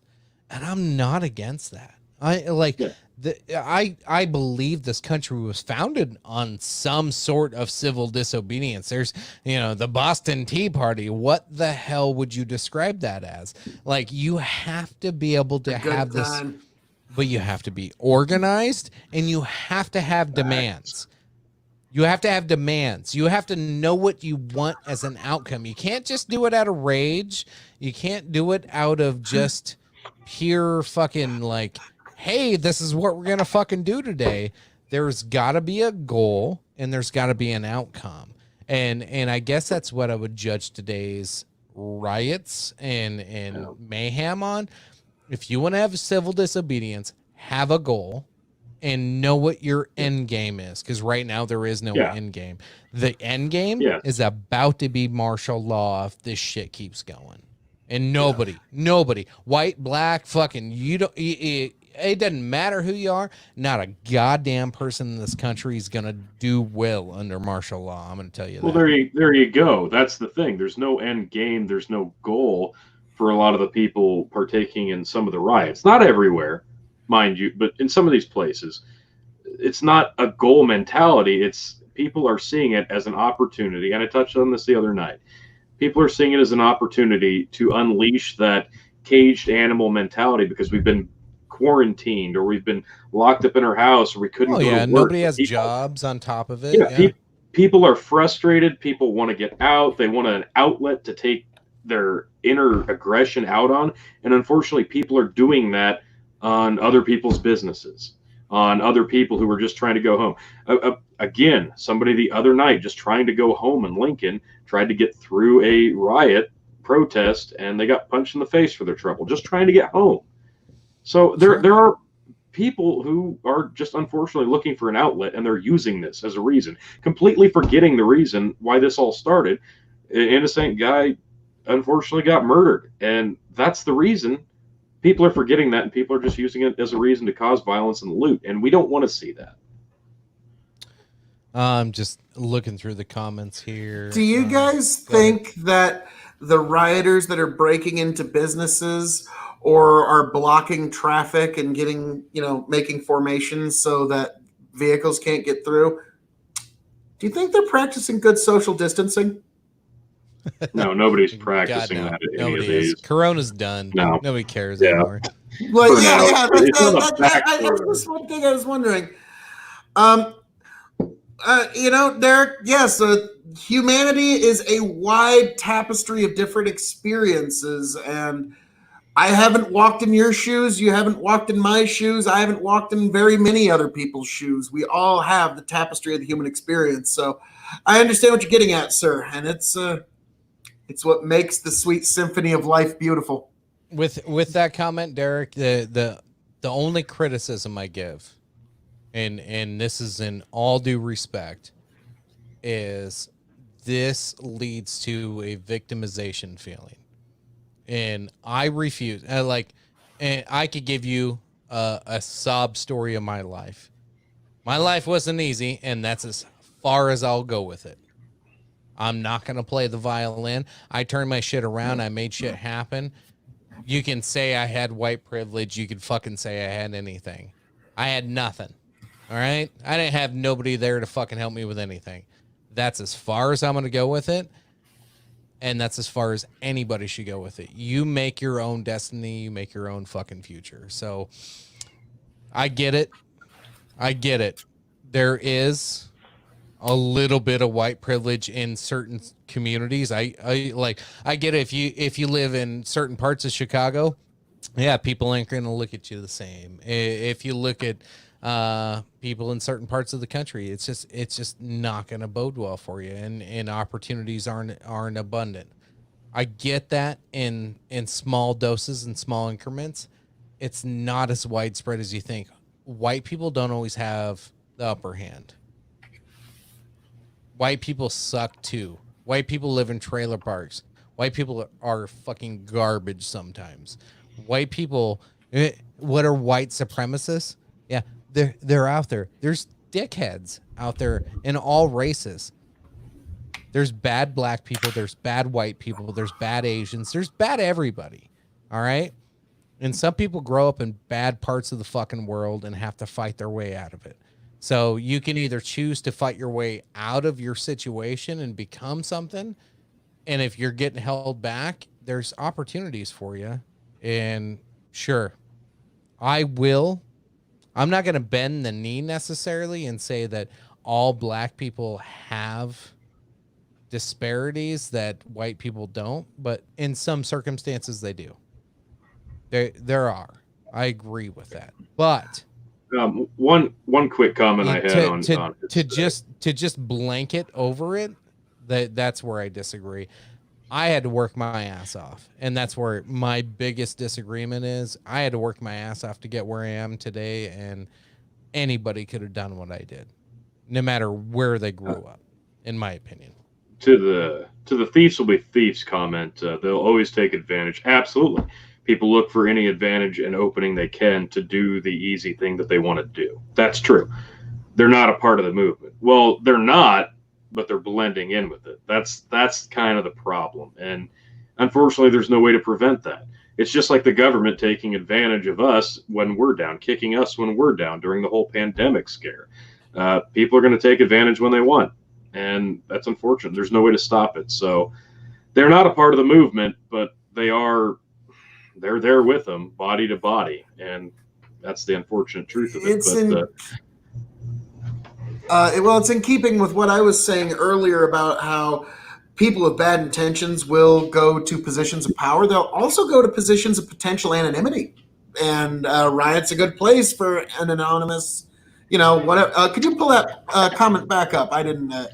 100% chicken. Oh, yes, sorry. 100% chicken.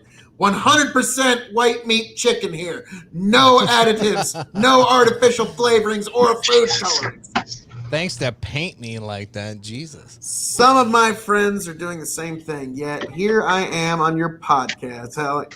Yeah, hey, it is the discussion of the era, isn't it? It's one of those. It's a discussion people don't have, and I appreciate you, Derek, so much because yes, not a lot of people will talk about this. Everybody shies away from it, and everybody wants to be open about it, and everybody wants to tiptoe at the same time. They're afraid to say anything. It sucks. It sucks. No, people aren't afraid to say shit to their Facebook friends and share the same redundant post that gets shared 100 times over. But the second that they're actually put in the position to actually talk about it with somebody on the other side of it, nobody wants to fucking talk about it. You know how many times I started talking about racial issues on here, and you guys have gotten better. I remember when we first started going live a few months ago, and I would start bringing up racial issues. Both of you would give me that look like, ooh, do we want to do this live? Yeah, right. I would get that. Well, it depends on one thing, and let me show you what that is. I've never been afraid to talk Is about is it the because I'm bottle not this full or is the bottle this full? right. That's a fair point. Yep. Mine If it's this is full, we're not comfortable. yes, If it's yes. this full here, Yeah. we're gonna tell you some It's like- shit about life, It's like folks. this. Let's It's time to gather stop.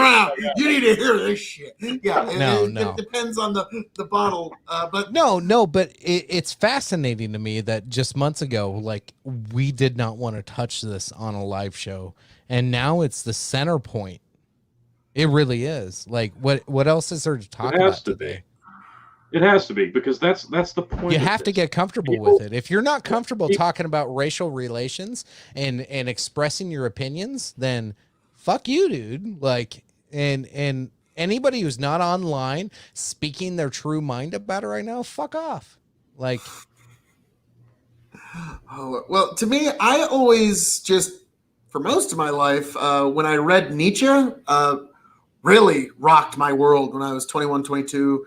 Read Nietzsche, and it's one of his basic fundamental observations on this is within every single human being we have the capacity to be an angel and a demon, and not just purely someone who was an angel just 2 weeks ago has just the capacity within them to be a demon today. And that is like Tony was saying, the yin and yang of our humanity. And so that's within every human being, within each of us, is that infinite capacity for infinite good and that infinite capacity for infinite evil. And that is the wondrous and both terrifying thing about our species. Question, Derek. I hope to provide an answer, sir. I'm ready for it. I'm ready for this question. I'm sure it's going to be wonderful. But that's just how I've always. Freud kind of got there a little bit, but Nietzsche really, really dove deep into that idea. So definitely an author worth checking out. Tom said he just finished Between Good and Evil by Nietzsche. So, and just said his family had his back. One opportunity. Yes. Here we go. What happens when you when good meets When someone you're- else, when your good meets someone else's evil and vice versa? When your good meets someone else's evil and your good is their evil. Interesting. That is a great question there. God damn, that is an It excellent depends on the It's setting. in, It depends on the setting. It depends on like if you're saying what happens when your personal good I meets got it. someone else's evil. It depends on the setting. I feel like okay. Take this back to the other there's night when one of levels my to friends. it. I think Tony's Yeah, right yeah. there. There's levels to it. To me, It there's depends. one level. Derek, it depends on which one you are. I'm sorry. When you're getting down to that point, there is an argument to be made for just, radical self-interest. There's nothing wrong with the virtue of selfishness at that moment when it's them or me. Well, everyone thinks they're the hero. Everyone is the hero in their own story. Just ask them. Exactly. That's so. But yeah, if you ever find yourself in a them or me situation, sir, I certainly hope you choose you. Like that's what I certainly hope. So I understand what you're saying, but to me, there is a virtue to at least have some small level of selfishness because. As one of my favorite authors, Ayn Rand, said, that you have either the mystics of the mind or the mystics of muscle that say that your body belongs to spirits in some other, your soul belongs to spirits in some other realm, or your body belongs to your neighbors and your government here on earth. But nobody ever comes forward to say that your life belongs to you and the good is to live it. And so it made me think of that.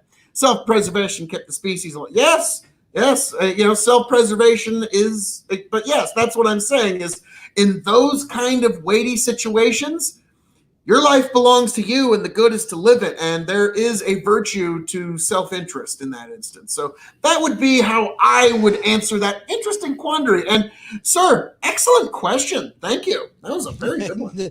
And this is why we have Phil on the show as much as possible. Good job, Well, Phil. thank you. Good. I try. Cheers, sir. Cheers. I'll drop my glass to you. There we go. There we go. Yeah. Ting. Sorry. All right, get in this shit. We did just hit the 2-hour mark here a few minutes ago. Should we start wrapping this bitch up? Yeah, we can start wrapping this up. Again, keep out. Make sure you like our page, Big Buckin' on Facebook, of course. If you want to check us out, if you're a YouTube fan, you can check us out on Dog and Chicken Show on YouTube. We're also doing audio versions only. You can catch us on Spotify, iTunes, and all the platforms that you expect. Next week, I'm interested to see where the show goes next week. We'll definitely do a Wednesday live show. We're gonna keep these Wednesday live shows going. Weekend shows. We did a Sunday show just because of the protest. I'm interested to see what happens coming this weekend. Like, are we gonna see more protests or not? Is shit gonna hit the fan? I don't know. Don't be surprised. So definitely subscribe to both YouTube and Facebook just to keep track and get alerts. Make sure you click the bell and hit the reminder buttons and all that stuff, because you never know. We went live this last Sunday just at a whim because of all the protests. Like we like what like we had to say something. We had to do something. So I appreciate all of you, because like we've blown up in just the last few months with this COVID Chronicles that we've been doing. A lot of it was grassroots and a lot of the friends of ours, but now it's grown. It's grown to a shit ton of people I've never met or seen before, and we get hundreds of views. Not necessarily on live, but as I'll see a show. We'll do one of these shows. We'll go 2 hours long, and then we'll have like 180 people watch it while we're live. And then like 4 days later, I'll look at it and we'll have 400 people watch this. So I love you guys so much. I appreciate the love. I appreciate the support. Make sure you share. If you like what we're talking about, you like our show, you like what we're doing. Sound like that chiropractor guy pushing his quinine and zinc. Oh, fuck you, dude. Don't make me sound like a snake doctor, because like we are trying to provide something here. God damn it. So is he. No, he's not. Chiropractors are fake doctors. They're not real doctors. Bullshit. No, we're gonna fucking have oil. Snake. We're gonna have words. Snake Let us oil. know in the Gonna have comments words. section. What do you think about that? That might be we might have stumbled on that a might be future a show, topic. because you just I tell you what, I've been a whole heap dying of for helping a the folk. chiropractor trip. So, I can't wait Chicken, to get adjusted. may I, sir? Before we get real on. quick, hey, like us, share us, subscribe us, all that stuff. I appreciate everybody so much. I'm gonna sign off on my part, and we'll let Tony sign off, and then Phil will take it away, and we'll end the live stream. As always, I appreciate y'all. Oh shit! And then, what the fuck are you doing? I cut to me early. I'm sorry. Oh, hold on. While we're on the topic, we need a Jamie. If you've never watched Joe Rogan, we need a Jamie. We just need somebody to like control the screen so we don't fuck shit up anymore, because we fuck it up all the time. God damn it. If you're interested in being a Jamie, just shoot us a message, whether it be on Facebook or YouTube. If you want to be our Jamie, that's what I've been pull doing shit up? with my shitty internet connection. But god damn it, hang on. No, if you want to be our Jamie and pull shit up, what the fuck? You don't Come make on. any money. It's all free. It's like I'm sorry, I can't support anything. But all right, we got us a new subject for the next one. Thank you, Tom. yes, I told you, motherfuckers. All right, Tom, Here- solid, pound it. But anyway, no, that's bullshit. stop it. Just because you have chiropractors in your family, calm down. No, I just need a chiropractor to My aunt don't even work there no more, so it's not like it's a family thing. It's because my okay. back sucks and I'm in my 30s. Anyway, I'm trying to pimp out getting a Jamie on the show. Like, Jesus Christ.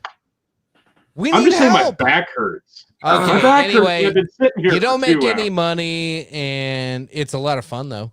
So if you're interested in being the Jamie, give us a call. As always, thank you for tuning in. I appreciate you. Love you. As always.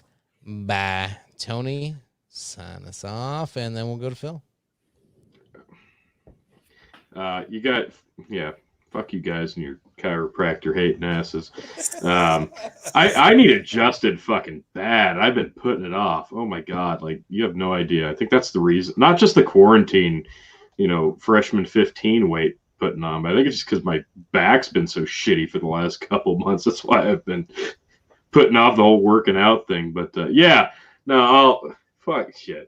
put that all on Jamie. That's right. We do need a Jamie. That's what I've been doing when my fucking internet connection sucks. I just shut up and I pull Jamie duty, and I do this cool shit like the subscribe button and pop Phil's KOE Nation banner up there. And yeah. So anyway, I'm going to do that right now. Again, like us on the Facebook, Spotify, YouTube, all that shit. The one thing I'm going to pump out right now, we do have the Revolutionary Wrestling Podcast. Check that out on, obviously, Big Bucket Entertainment on Facebook. Check it out on YouTube. Check it out on Spotify.